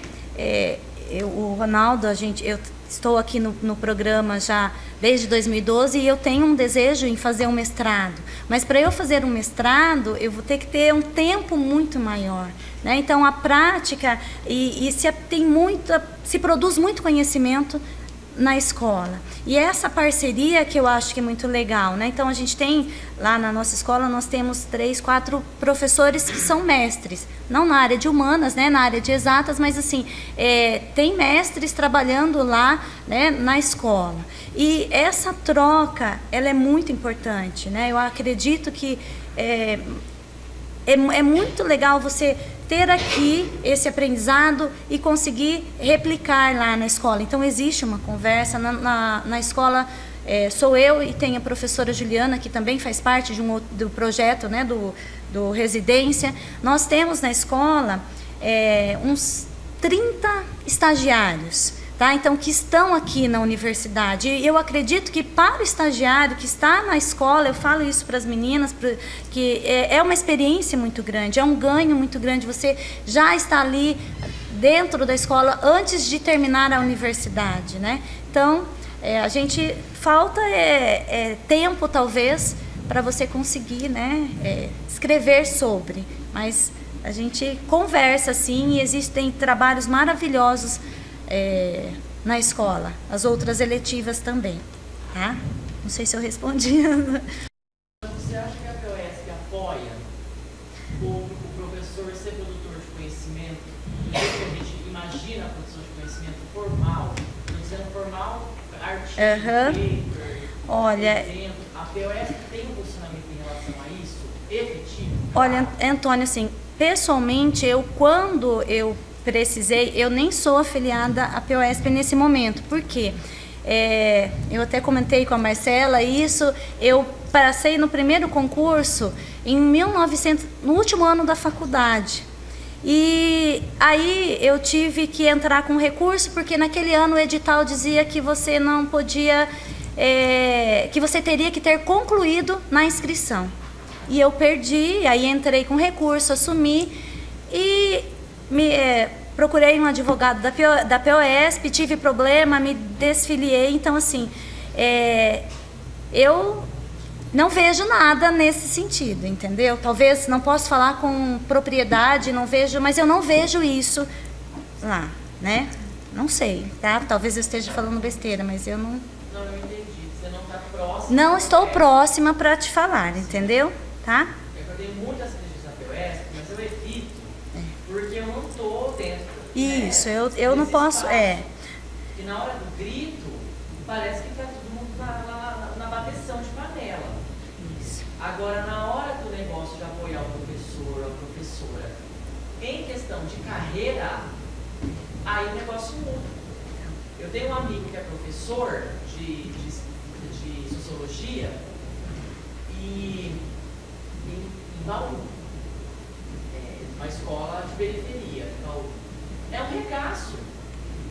Ele está na POESP, porque a POESP agora decidiu, isso eu estou falando porque eu me aproximei dele em relação ao que estava acontecendo. Ele queria, eu vou contar rapidinho.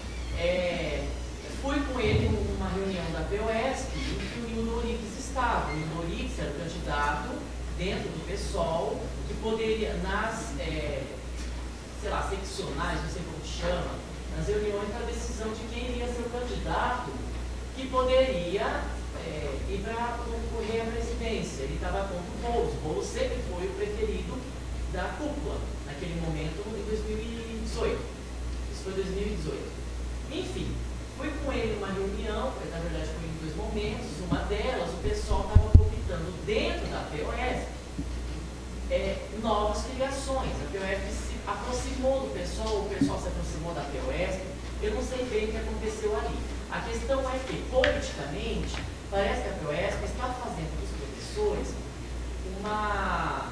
pelo menos ali no campo de Bauru, na região de Bauru e Maria, mas principalmente de Bauru. Então, estou fazendo dos professores não sei se eu posso chamar de laboratório, sei lá, uma discussão dentro das assembleias que tem tornado politicamente ativo, tentado engajar, o engajamento deles, político partidário, pela questão identitária, uma questão identitária, que às vezes parece que migra para a trabalhista. Só que eu não vejo em momento algum falar da carreira do professor intelectual. Formação, né, mesmo? E aí eu perguntei isso para você porque realmente não sabia que estava sendo da POESP, que é comum pelo nome. Então eu não faço parte, né? E eu, acho que não me sinto à vontade em falar de uma coisa que eu não vivi, né? Eu posso quebrar o decoro e responder? Em 2013 eu tive um problema na escola que eu estava, o professor Ronaldo sabe bem disso, foi um problema literalmente de vida ou morte. e da ineficiência do colégio, da escola em me acolher e me ajudar a continuar meu trabalho. E eu fui até a POESP e entrei com uma sindicância contra a escola, que, de certa forma, eles me apoiaram muito nesse sentido. O problema é que, na hora de responder a sindicância, eu estava sozinha. Então, é aquilo. Não, nós apoiamos você, nós fazemos tudo o que você quer, o nosso advogado está aqui pronto, mas na hora que eu fui pega de canto pela supervisora, eu estava sozinha, porque não há nada que eles possam fazer. E eu acho que, na verdade, a questão que você colocou é a minha visão sobre eles, assim. Eu percebo que é uma questão política estatal, a preocupação deles em olhar para o governo do Estado de São Paulo e tentar agir diretamente com eles, dando as costas para o trabalho efetivo dos professores. Eles não têm essa preocupação, e aí eu não sei, talvez seja uma questão desses centros da questão do, como é o nome? Do sindicato, talvez seja para isso que o sindicato funcione, aí já não sei o que eles pensam sobre isso, mas quanto à produção do professor, não há uma preocupação muito bem definida mesmo, não.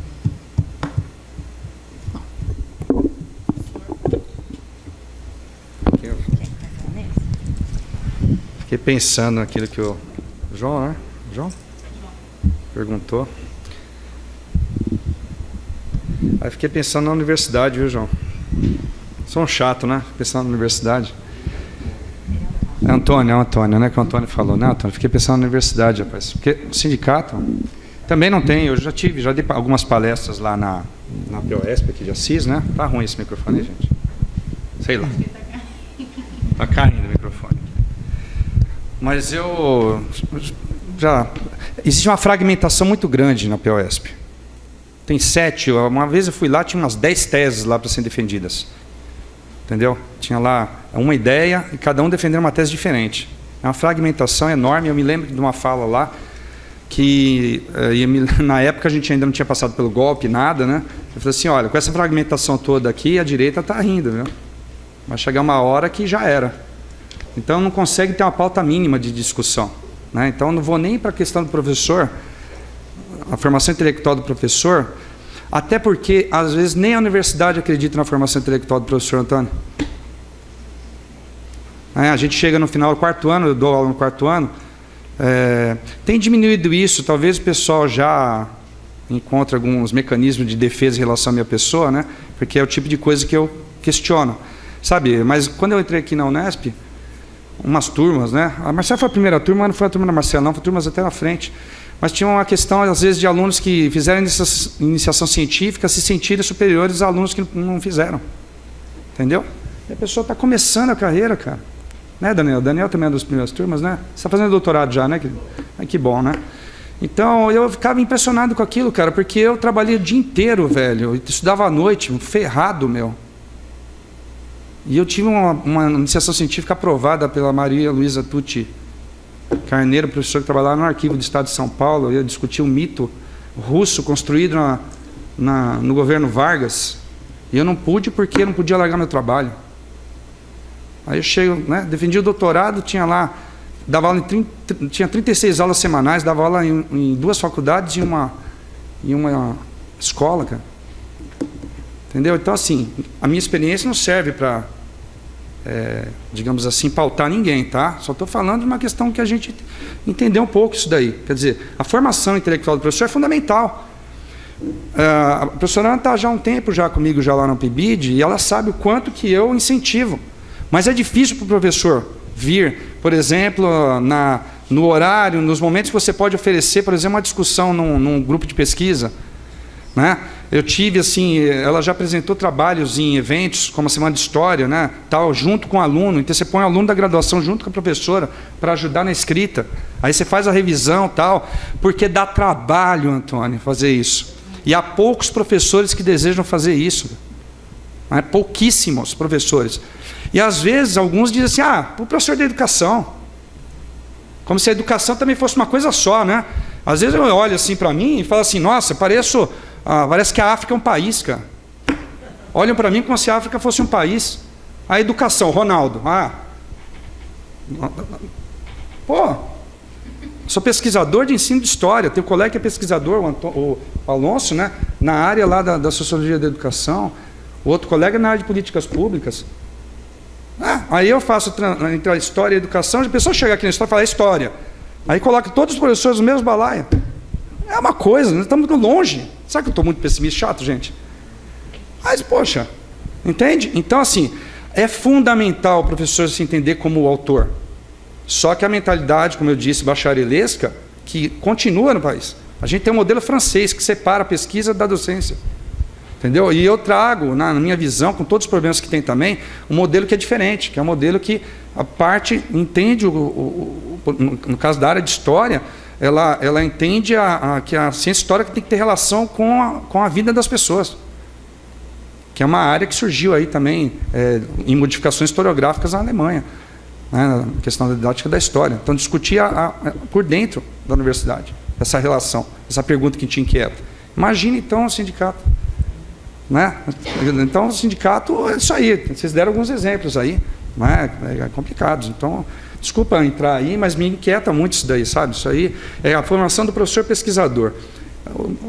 Quase todo mundo aí que está aqui, todo mundo foi meu aluno, vai ser, né? A Ellen vai ser minha aluna, né? Ellen está aí, tal, mas a maior parte, né? Vocês foram meus alunos. Vocês sabem, né? A perspectiva é do professor pesquisador. Eu não concebo o professor ser pesquisador, pesquisar suas práticas, né? Agora, é duro para o professor que não teve essa formação conseguir isso. E dentro do tempo que ele tem também, que dispõe, né? Nessa coisa que nos amarra aí, né? Tá. Em relação à questão do João... Não, João, é o seguinte, rapaz, é que aí dá uma discussão teórica boa, né? Mas é o seguinte, o Kozelek trabalha o conceito de prognóstico e diagnóstico. A concepção dele é futuro-passado. Então, ele não despreza o passado de forma alguma. Na realidade, é o regime de historicidade moderno, que é uma relação do futuro, do passado com o futuro. Então, o que é? Aí ele usa as categorias de diagnóstico e prognóstico. Diagnóstico é uma leitura acurada, uma interpretação do passado a partir do presente. Entendeu? Para construir o prognóstico. Prognóstico, o que é? É um futuro balizado pelo diagnóstico do passado. Então, não é achismo. Né? E o que o presidente francês, né, fez, na realidade, ele usou o regime presentista por excelência. Né? Porque, assim, esse futuro não é o futuro que ele quer discutir. Por quê? Porque quando ele estiver no futuro, ele vai dizer já que é passado. Entendeu? Eu estou no presente. Então, sempre, não, agora vamos discutir o que vem à frente ainda. Deixa acontecer a minha outra eleição. Então, vai jogar com isso sempre. Na realidade, não quer discutir as questões. Entendeu? Então, é o eterno presente. E isso está na religião, como eu apontei aqui, eu tenho uma formação teológica, então dá uma pontinha aí, né? Está na religião, está em tudo. Não é? É a questão de uma narrativa com a queda no mundo de Berlim. O José Carlos Reis trabalha muito bem isso, né? Professor José Carlos Reis. A questão da queda do Muro de Berlim traz esse regime do pós, né? E que ele arrebenta tudo. E a gente está desnorteado aí. Aí a gente tem a questão dos pós-modernos, né? Os historiadores que vão aproximar a história da literatura, né? Vão falar da questão estética, né? Aí tem a discussão da história cultural, né? Aí tem a discussão que o José Carlos Reis mesmo coloca de uma despolitização da historiografia, que ele dá uma cutucada lá, entendeu? Que ele é bem, digamos assim, assertivo, né? Eu concordo com algumas coisas que ele coloca assim, né? Outras eu acho que ele é bem ácido mesmo, né? Mas tem razão em discutir, né? A questão de você ter uma fragmentação da discussão também, com as várias discussões culturais que elas são próprias, elas necessitam, foi o que o João colocou aqui, precisa, mas a gente não pode perder de vista a questão da desigualdade social, a questão da política, da relação de poder, de quem domina mesmo o poder econômico, político, né? Então, aí às vezes pode se perder nisso, né? O José Carlos é um teórico da história que ele discute essa questão, se posicionar na historiografia. Então, o Kozelek, não, o Kozelek ele vai falar da consciência histórica. Quando ele fala do passado, que passado que ele rejeita? A experiência do antigo regime. Porque ele se apoia lá no iluminismo, trazendo lá o que ele estudou na estratégia de doutorado, crítica e crise, que eu comento nas aulas, né? Que ele fala que os iluministas rejeitaram o espaço de experiência anterior e construíram a partir da sua experiência ali um novo horizonte de expectativa. Então eles fizeram uma ruptura com o que tinha antes, não queriam saber, desde os mais revolucionários até dos reformistas e dos revolucionários. Todos eles tinham em comum o quê? Não queria saber do que aconteceu antes. Entendeu? Então tinha que quebrar esse regime de, falando na linguagem do Ortega, regime de historicidade anterior.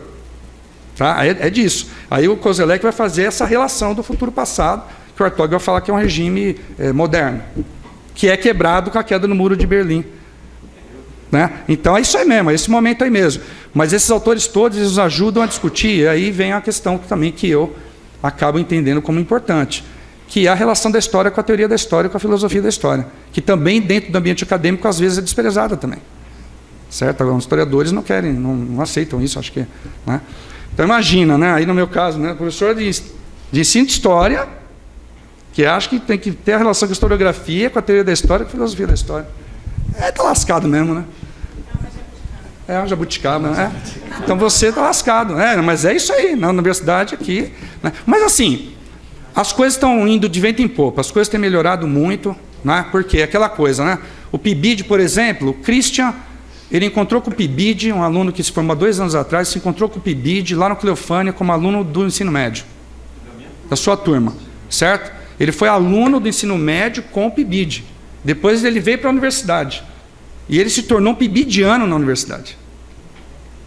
E hoje professor.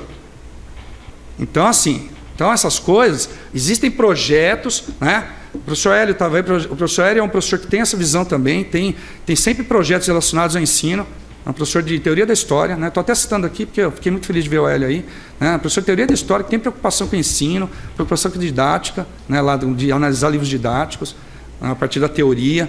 E isso acaba relacionando comigo, que eu também vou trabalhar com a questão da teoria da história. Eu, humildemente, não professor de ensino de história, mas parte da teoria da história, toda a minha pesquisa dentro disso. Então, e a gente vai fazer as relações. Então, existem pontes, né? Existem pontes na universidade. Né? A professora Tânia também, didático também, já liderou já processo de avaliação de livro didático. Então, existem alguns colegas, né? Estou citando aqui, tem outros, e tem outros que desprezam completamente, e tranquilo, né? Vida que segue, né? E a gente tem que ir criando caminhos com quem tem interesse nisso, né?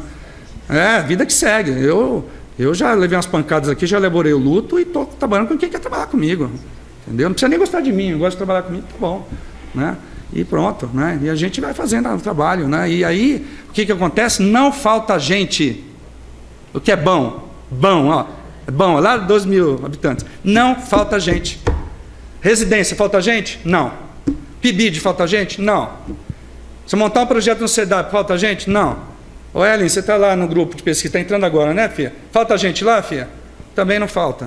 Estou lá no mestrado na UEL, falta gente lá? Também não falta. Coordeno 60 estágios aqui na universidade, além dos 40 da residência PIBID. Tenho boa relação com os alunos? Sim. Meu curso é o pior do universo? Não é. É o melhor? Também não é. Mas é um bom curso. Então, tem demanda boa. As coisas funcionam. Do que eu vou reclamar na universidade? Aí eu volto, quando eu cheguei aqui, falei aqui que algum de vocês brincou comigo, né?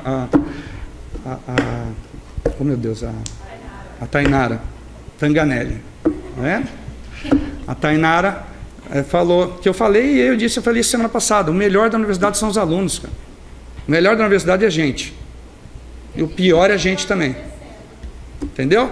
Então, eventos como esse, dando uma viajada, vou parar de falar, tá? Mas eventos como esse eu vibro. Vibro. Traz a professora da rede, traz o aluno da graduação, está começando a carreira, então tem nervosismo aqui, tem nervosismo aqui, e tem nervosismo aqui, gente. Porque a hora que eu não me sentir nervoso para fazer uma apresentação, eu tenho que parar minha carreira. Volto lá na fala da sua turma, lá em 2013. O sentimento de incompletude que temos de ter como professores. Porque o sentimento de incompletude nos torna inquietos. E a inquietude nos mobiliza. Entendeu? E aí, ao mobilizar, a gente é pequenininho, gente. Mas na boa, na carreira você vai encontrando gente. Se vocês fizerem esse evento aqui, vocês vieram de outros lugares distintos e se organizaram. Entendeu? E a gente pode fazer algumas coisas. Ah, tal, Ronaldo. Deixa eu trabalhar meu horizonte de expectativa, velho. Né? Falando com o Zelec, né? Vamos trabalhar juntos aí. Então, saio daqui empolgado, vou acordar às 3 da manhã para ir para a UEL, amanhã falou em outra mesa, às 8h30 da manhã, vibrando. Falar do lado da Marlene Cainelli, professora referência lá da UEL, e da Maria Auxiliadora Schmidt, a Dolinha, que é a maior referência de história hoje no Brasil, em produção de trabalhos de pesquisa. Né? Então, vou olhar assim e falar, nossa, poxa, tá bom, né? De onde eu saí lá, operando minha fresa, com efeito estroboscópico em cima lá da fresa, lá de Osasco City, né? Está conversando com o esposo da Ana, lá de Osasco, né? Entendeu? Tá bom. Eu quero mais. Então dá para incomodar um pouquinho, né? Dá para incomodar um pouquinho. Então é isso que eu falo para vocês. Incomodem. Foi só o que a gente fez até agora. Incomodem. Tá bom? E não precisa fazer guerra, não. Esse é o ponto. Incomodar na paz, isso aí é terrível. Quanto mais paz tem, mais incomoda. É isso aí, é exatamente isso. Eu vou parar por aqui, que senão eu vou embora. Mas é exatamente isso. Quanto mais paz tem, quanto mais você olha as pessoas nos olhos, quanto mais você trabalha na tranquilidade, você faz seu trabalho, tal, mais você incomoda. Entendeu? Então, gente, na boa, eu já sofri bastante aqui, mas também já fiz coisa boa pra caramba, que legal, tal, e isso me impulsiona. Então, vida que segue, você vai juntar com gente, vai fazer coisa. Ah, Luciano, quanto tempo faz que eu não te vi, Luciano? Um abraço gostoso que você me deu, filha. Poxa, né? Obrigado, né? O Edu aqui, o Daniel, a Tainara, todo mundo aí, velho. Né? O lado aqui, eu conversei com esses dias no Face lá. O Léo, o Leonardo. Daqui a pouco eu vou falar sobre o nome dele. Tinha 2 Leonardos nessa turma, né? Certo? Eu confundo. Não, o apelido dele eu lembro, né? Não vou falar que vai ser bullying. Tá bom, gente? É isso aí. Lembra da fresadora que eu falei? Não existe mais a profissão. Foi substituída pelo CNC, controle numérico. Né? Então, veja, tem uma diferença desse período histórico para hoje, que é o processo de globalização. Certo? Então, os Estados nacionais fazem o papel do mercado. Entendeu? Então, por isso que essa preocupação de docilizar os trabalhadores nessa questão do empreendedorismo. Projeto de vida.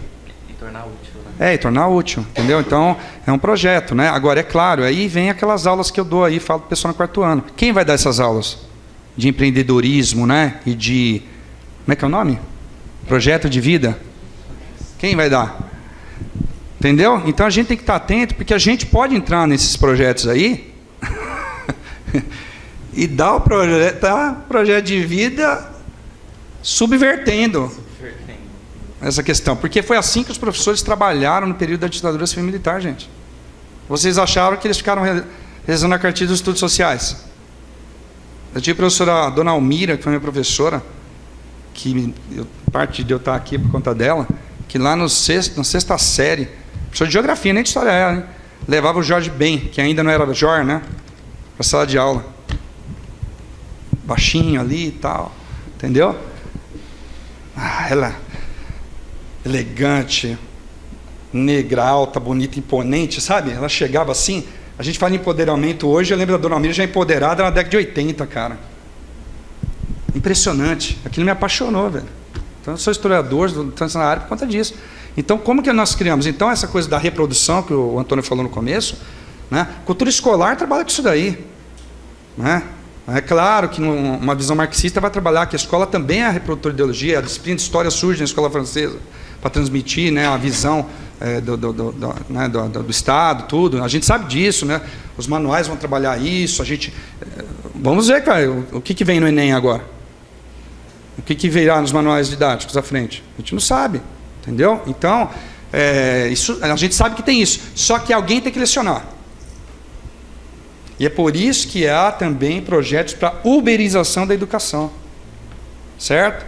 E aí você não precisa contratar por concurso público nada, né? Contrata uma OCIP, como tentaram fazer lá em Goiás, né? Tal, e aí ele contrata os professores e aí uberiza também o professor. Aliás, já tem isso, né? A ex-reitora da USP, Sueli Vilela, foi secretária em Ribeirão Preto e fez uma espécie, tentou fazer um projeto lá, uma espécie de uberização. A pessoa está lá, manda ela por aula, vai lá dar uma aula, qualquer. Ela está aí, tá Tainara, vem dar uma aula aqui, dá uma aula lá, ganha por uma aula, pronto, sem proteção, sem nada. Não sei o quê.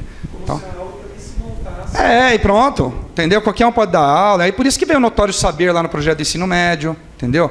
E aí, então, se você pensar na lei trabalhista, na questão que pouca gente falou da lei da terceirização, certo? Com essa ideia de não contratar professores mais por concurso, você vai montando, é um grande projeto de você trabalhar com essa uberização da educação. É exatamente o oposto do que é do professor pesquisador, do professor que vem para a universidade para estudar, né? Da universidade ir até a escola também, né? Estudar. É o contrário disso, é o oposto. Né? Então, a questão do trabalho também está ligada diretamente ao professor. Né? E aí, a gente teria que ter fóruns, por exemplo, discutindo isso, por exemplo, nos sindicatos, né? Nesse tipo de coisa que você comentou, né? Existem discussões, existem, mas eu, também não estou diretamente, mas eu não me lembro de discussões assim, tão assim, diretas, essa questão do trabalho do professor, no sentido da formação do professor também, né? É isso. Acho que... E outra coisa, eu queria só transmitir para você uma questão da educação básica. Eu fui professor numa escola, que lá eu me formei como professor, lá no Cantagalo, lá em São Paulo, na zona noroeste de São Paulo. E a gente tem fatos que ocorrem, que a Ana poderia ficar aqui a noite toda falando com os nossos alunos, esses que são seres humanos que vão morrer ali, né? Se não, a educação é a ponte para a vida dele. Então, casos de irmão que cuida de outro, que aí a casa pega fogo, o irmão morre, entendeu? Caso de aluno que vê assassinato em casa. Então a gente tem aqui, né? E aí o professor tem que ter essa sensibilidade, não tem essa formação para poder lidar com isso, e ele vai ter que aprender a lidar com isso. E aí veio uma pergunta que eu fiz para o professor que veio dar uma palestra para nós aqui da graduação. Eu perguntei: as boas práticas do professor são discutidas nas formações pedagógicas? Né? E ele falou assim: quantas vezes você tem contato com o professor, né, que o professor é o coordenador deles, ao longo do tempo, e se essas práticas são dialogadas, elas são escritas de alguma maneira para compor uma discussão de um currículo futuro? Então são coisas que a gente está distante ainda, que precisaria ter. E acho que a universidade pode ajudar nisso também, de alguma maneira, né? É isso. Mais alguém, gente?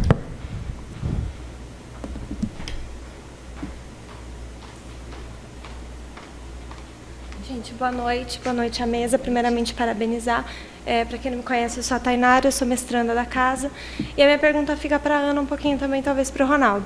Primeiro, eu queria observar que o Ronaldo, talvez, eu não sei se você vai se lembrar, mas quando eu estava cursando a disciplina com a Cris ainda, nós fizemos um evento. Eu lembro, claro que lembro. Sobre a formação dos professores e a descontinuidade da ideia desse professor, desse desligamento de quando ele vai para a sala de aula e sai da universidade. E essa ruptura, acho que você talvez se lembre, né, a respeito disso. Mas a minha pergunta para a Ana é a seguinte: eu trabalhei no primeiro semestre como escola e nós trabalhávamos com o EJA. E o EJA é uma particularidade, né? Então, existia um mundo para a escola durante o dia e um mundo para o EJA no noturno. E a minha pergunta que fica para você é: como que funciona, talvez até o Ronaldo queira falar um pouco disso também, porque na universidade eu acredito que isso também aconteça.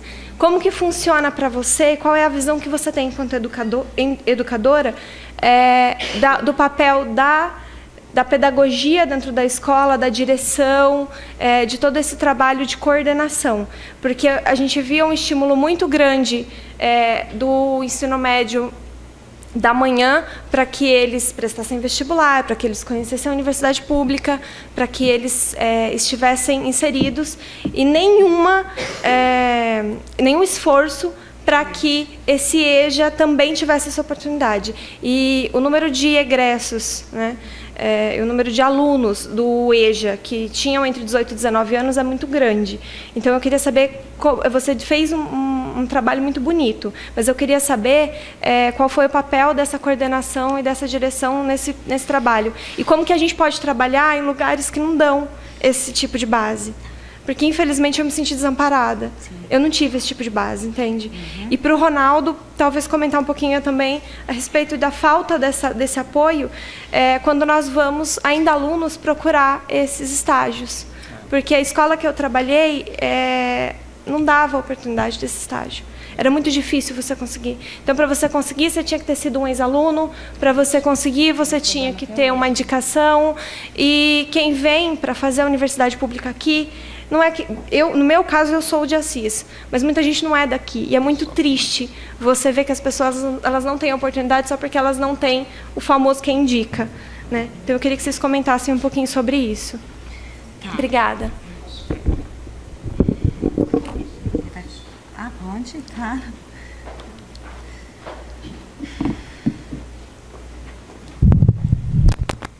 Um pouco alto, tem que pegar aqui. Bom, meu nome é Eduardo, eu fiquei feliz por rever alguns colegas aqui também.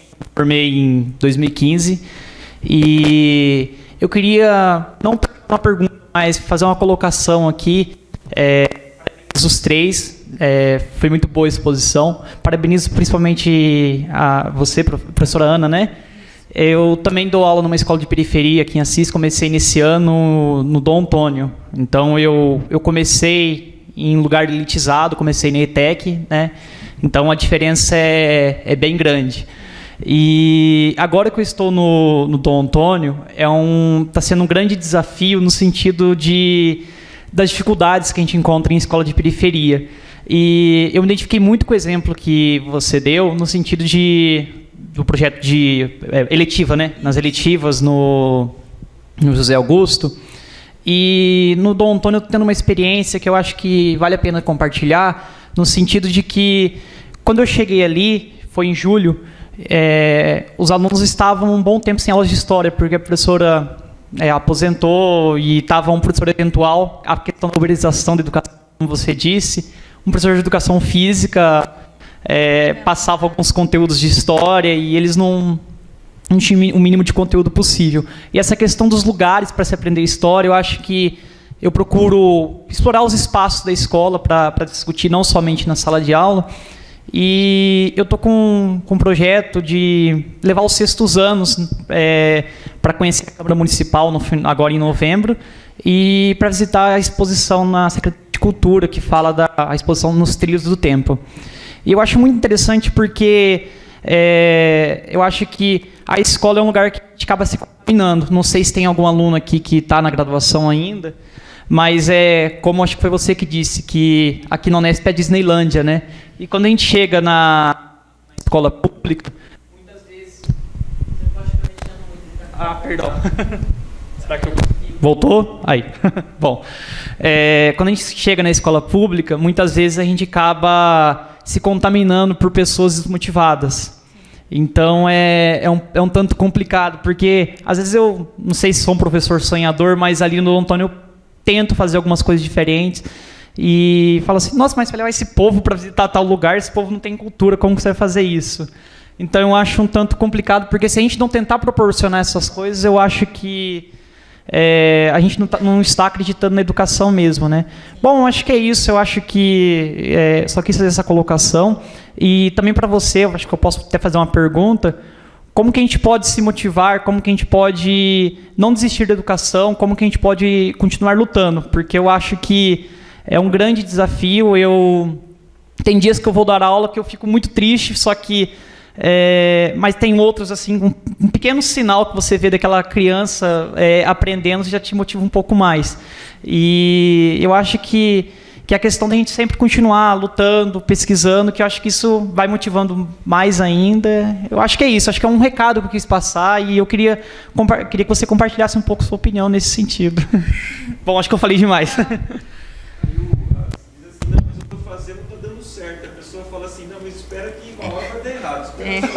É o pessimista, né? Rapaz. Não fique muito animado, né? Onde você viu isso aí, na escola? Isso. Poxa vida, eu vi na universidade. Não conversa com esse aluno não dá atenção não, vai perder tempo. Não vale a pena, né? Já ouvi, gente. Já ouvi. Bom, respondendo a Tainara, né? Na escola, eu eu não falei, né, mas eu sou professora e coordeno a área de ciências humanas, né, que é História e Geografia. Lá nós temos, é uma escola híbrida, a gente trabalha com, durante o dia, a gente trabalha com o ensino fundamental 2 e no noturno nós temos o ensino médio, né. Então, assim, o que eu pretendo, o que a gente pretende? A gente pretende, assim, tem apoio da equipe gestora? Tem. Tá? Mas, por exemplo, como eu falei, para você pensar em uma viagem, o Estado não te proporciona nada. Tá? A escola não tem verba para isso. E aí é o que o Eduardo falou, né? Você tem que ter coragem. E quando eu falei, até na hora da minha fala, que as pessoas olham para a gente e já falam, ela vem pedir, é isso, é você encarar e ter coragem, né? Não pode desistir. Eu acho que pessoas para desmotivar às vezes aparecem, né? Mas você tem que correr atrás, né? Por isso que lá na escola a gente pensa e a nossa eletiva nós já trabalhamos com 8º e 9º, que aí você vê o resultado mais rápido, mas a gente trabalha com 6º e 7º, que é começar a mostrar desde, né, da base ali, que ele tem direito, que ele vai buscar isso, entendeu? Então, a gente tem apoio. O Ronaldo falou da questão das práticas, são socializadas. Então, assim, uma boa prática que um professor faz numa aula,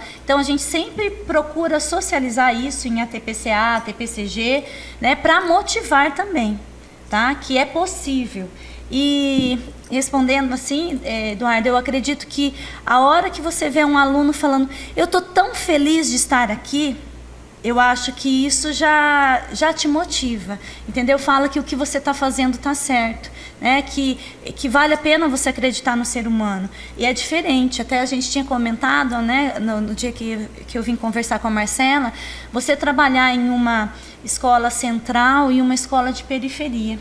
A Natália está ali, ela é estagiária, né? E tem os outros estagiários, eles saem com uma vivência muito... lá na frente, a hora que eles forem realmente trabalhar, eu acho que esse é um ganho que para a vida deles, é uma experiência única, né? Você trabalhar com quem está ali, tudo que você oferece, ele recebe como muito importante para ele, né? Então, essa questão da solidariedade, do aprender mesmo, isso eu acho que não tem preço, eu acho que isso que nos motiva, entendeu? É o que me motiva, pelo menos, né? A continuar buscando, acreditando, né? Eu acredito no ser humano, né? Eu acho que nós que somos da área de humanas, a gente tem que, né, sempre acreditar no ser humano, que é possível e que eles vão conseguir. Então, eu acho que é isso. Exatamente, né? Eu acho que é isso, tá? O segredo está em não se desumanizar fazendo humano, gente. É isso. Né? Então a gente pode se... eu estou brincando, estou sendo bem... Será que estou sendo muito cáustico assim? Eu estou brincando assim, mas para dizer o seguinte, olha, dá para ouvir, né? Aí, né? Mas, tá gravando? Sei lá, tá gravando? Lá no fundo. Então é o seguinte, o que acontece? Eu penso que a gente... eu penso que a gente não pode perder a dimensão humana da universidade. A gente entra nesse produtivismo que tem a universidade, e o que eu estou falando é novo, tá, gente? Tem muita gente discutindo isso, tá? Mas a gente às vezes não se percebe. Vocês estão fazendo pós-graduação aí, a maioria, e já está embarcando nisso. Né? E é muito interessante porque enquanto existe um baixo clero na universidade, fica trabalhando pra caramba lá, fazendo de tudo. E existe um alto clero que precisa do baixo clero para poder fazer ter as suas estratégias políticas, tal, e por aí vai. Né? E aí você demora, no meu caso eu demorei um pouco de tempo para poder me interpretar isso, entendeu? E demorei um pouco. Hoje eu já digo não para aquilo que eu entendo que não. Mas no começo eu não conseguia, estava interpretando. E na carreira, na escola também. Na escola também a gente se depara já com o que a gente vai chamar de sistema, né? Está lá, mas o sistema não existe sistema. O sistema é formado por gente. São pessoas que estão lá. E elas vão se aproveitar daquilo para defender seus interesses, fazer determinadas coisas. Então, e infelizmente, algumas perdem o foco do para que estamos lá, né? Então, estamos aqui numa universidade para construir conhecimento, fazer pesquisa, né? Ter projetos relacionados à educação, ao ensino, ter projetos de extensão, né? que trabalham com a comunidade. A universidade tem muita coisa boa que é feita, tudo, né? Mas às vezes a gente se perde nisso, né? Na Disneylândia, né? Que a professora Tânia comentou, e concordo com ela, né? Então, e a gente precisa se perceber. A gente não consegue dar conta de tudo também. Aí vem uma questão da geração também, que às vezes vocês estão lá com 24, 25 anos e acham que vão fazer a matéria, como é que é a obra-prima da vida, velho. Respira. Por favor, né? Não vá, o CEO da Mil, que tem 28 anos de idade, está lá porque nasceu naquela família, tal, né? Não entra na pilha do mérito, né? Nesse sentido, o cara está lá, eu sou, né? Eu sou um merda, né? Não tem nada, 20 e poucos anos, não tem dinheiro, sou um duro, não sei o quê. Construa a sua carreira naquilo que você acredita e naquilo que ele vai fazer, vai te completar, né? De alguma maneira. Vai encontrar percalço, gente que vai te desestabilizar, gente que não vai gostar de você, gente que não vai gostar de você não vai nem saber o motivo. Acontece, mas isso é um microcosmo da vida, acontece em todos os lugares, tá? E no momento onde as pessoas estão pouco abertas à alteridade, isso ainda se inflama mais. As pessoas não têm paciência umas com as outras, isso caminha. Aí fica essa coisa das redes sociais, onde a pessoa fala somente para si mesma, né? Então aí a gente vai entrando nessa pilha, então acho que é preciso respirar, tudo. A EJA, né? Alguém perguntou da EJA, né? A EJA, né, Tainara? Nós organizamos a ida para a UEL no começo de junho, né? Sim. E eu fui uma das professoras que levou os alunos. Foi muito triste, porque eu tinha muitos alunos na EJA que eles não sabiam o que era a universidade. Sim. Eles não sabiam o que era um evento. E aí você chega, foi meu primeiro contato no primeiro ano na docência, e eu achei que eu pudesse mudar a percepção de mundo deles. E eu não só fui desencorajada, como eu fui cerceada. Sim, castraram, né? Você não vai falar disso com eles, porque eles não têm possibilidade de ir. Porque no caso, o ensino médio marítimo bancou a viagem, eles pagaram a ida. Por que o noturno também não poderia ir? Que vai queimar a imagem da escola frente à ideia de que seja não vai prestar vestibular, mas se prestar vai passar, então você vai falar para quê? Então é mais do que um desencorajar, é um cercear. Sim. É lidar com uma gestão que cerceia a liberdade desse aluno de saber que existem outras opções. Isso é muito difícil, isso daí, né? E aí tem algumas possibilidades, tá? Uma delas é encontrar pessoas que pensam como você para desenvolver projetos na escola. E aí, se você tiver uma coordenação inoperante, vai querer te arrebentar. Mas aí não vai arrebentar só você, vai ter que arrebentar 3, 4, 5 que estão com você. Entende? E aí, ou sai você, ou sai os 5, ou sai o coordenador. Entende? Mas às vezes há um poder grande de determinada coordenação, tudo, e às vezes você é obrigado a sair. Infelizmente, às vezes você é obrigado a remover, ir para outro lugar, porque às vezes constroem a cama, né, da pessoa, como fala no jargão popular. Constrói lá, a pessoa acaba deitando lá e pronto, né? Então, às vezes, tem que remover, né, numa situação... Mas esse desencorajamento é aquela coisa, dá trabalho. Então, você opta pelo caminho mais fácil, né? Agora, se eu falo que na educação básica a gente não pode entender nossos alunos como número, certo? Aluno do cursinho, aluno da escola. Na universidade também não. Na universidade também não, né? Eu tenho lá 60 alunos por ano. Mas, minimamente, eu tenho que ter uma relação com esse aluno. É claro que eu não vou conseguir estar próximo de todos, né? Mas você vai estar de uma boa parte deles, sim. Né?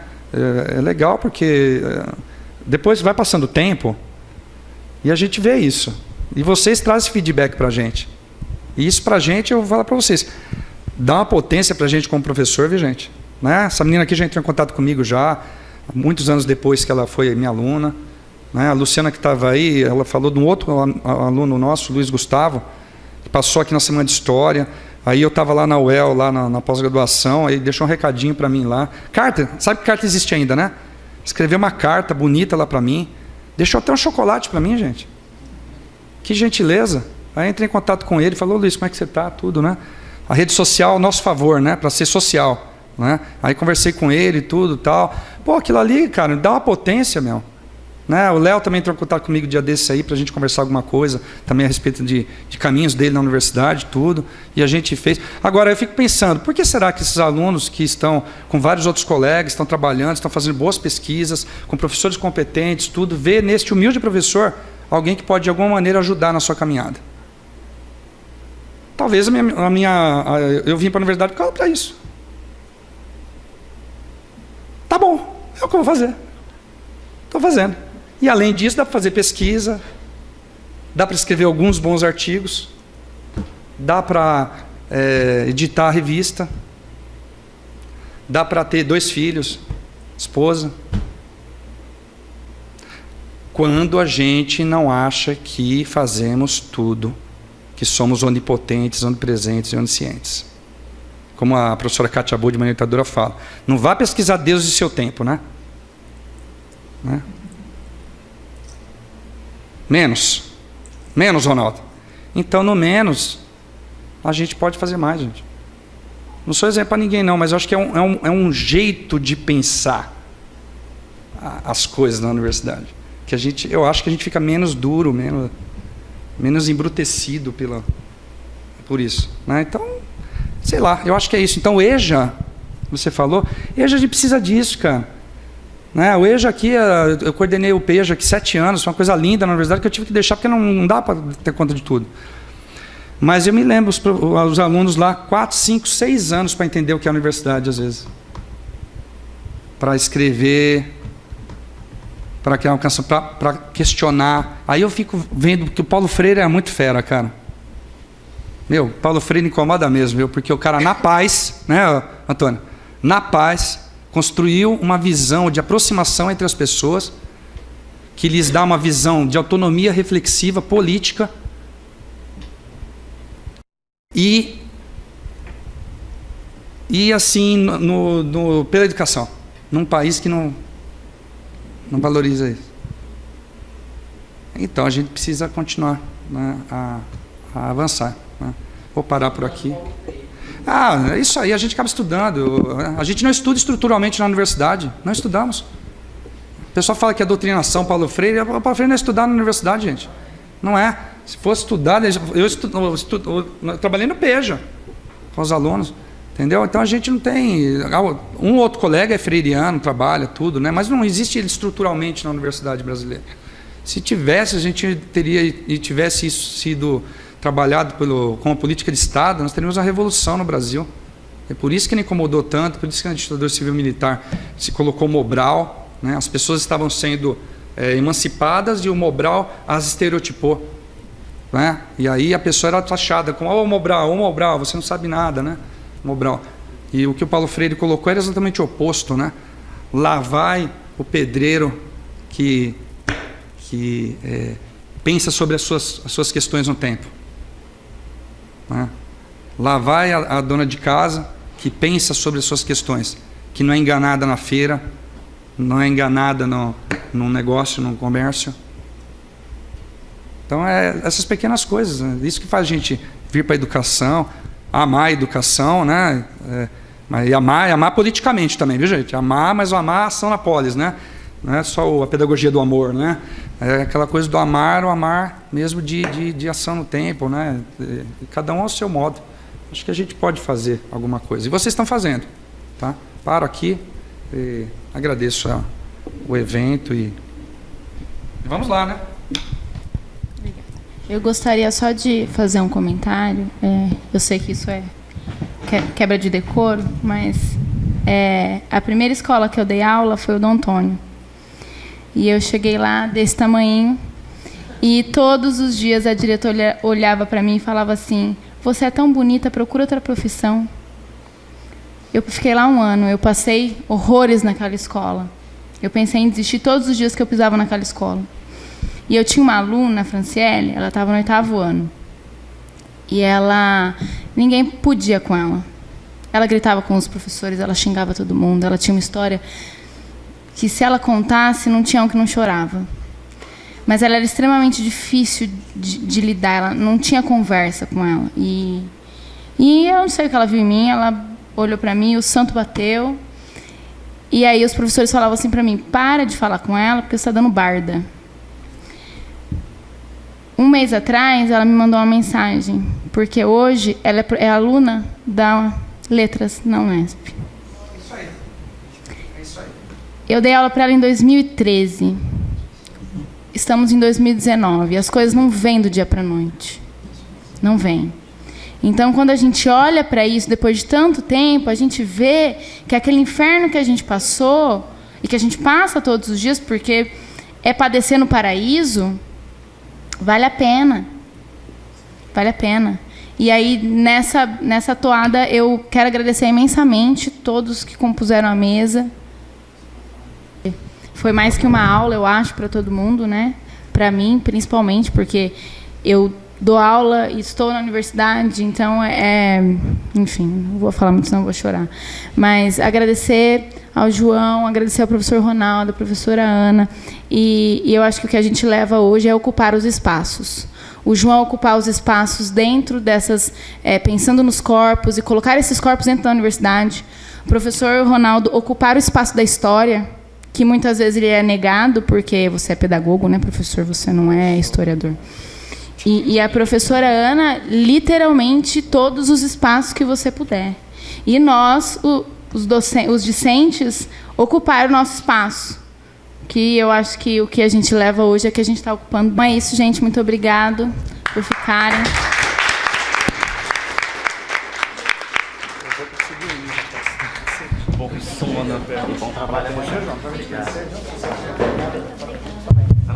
Alguns recados.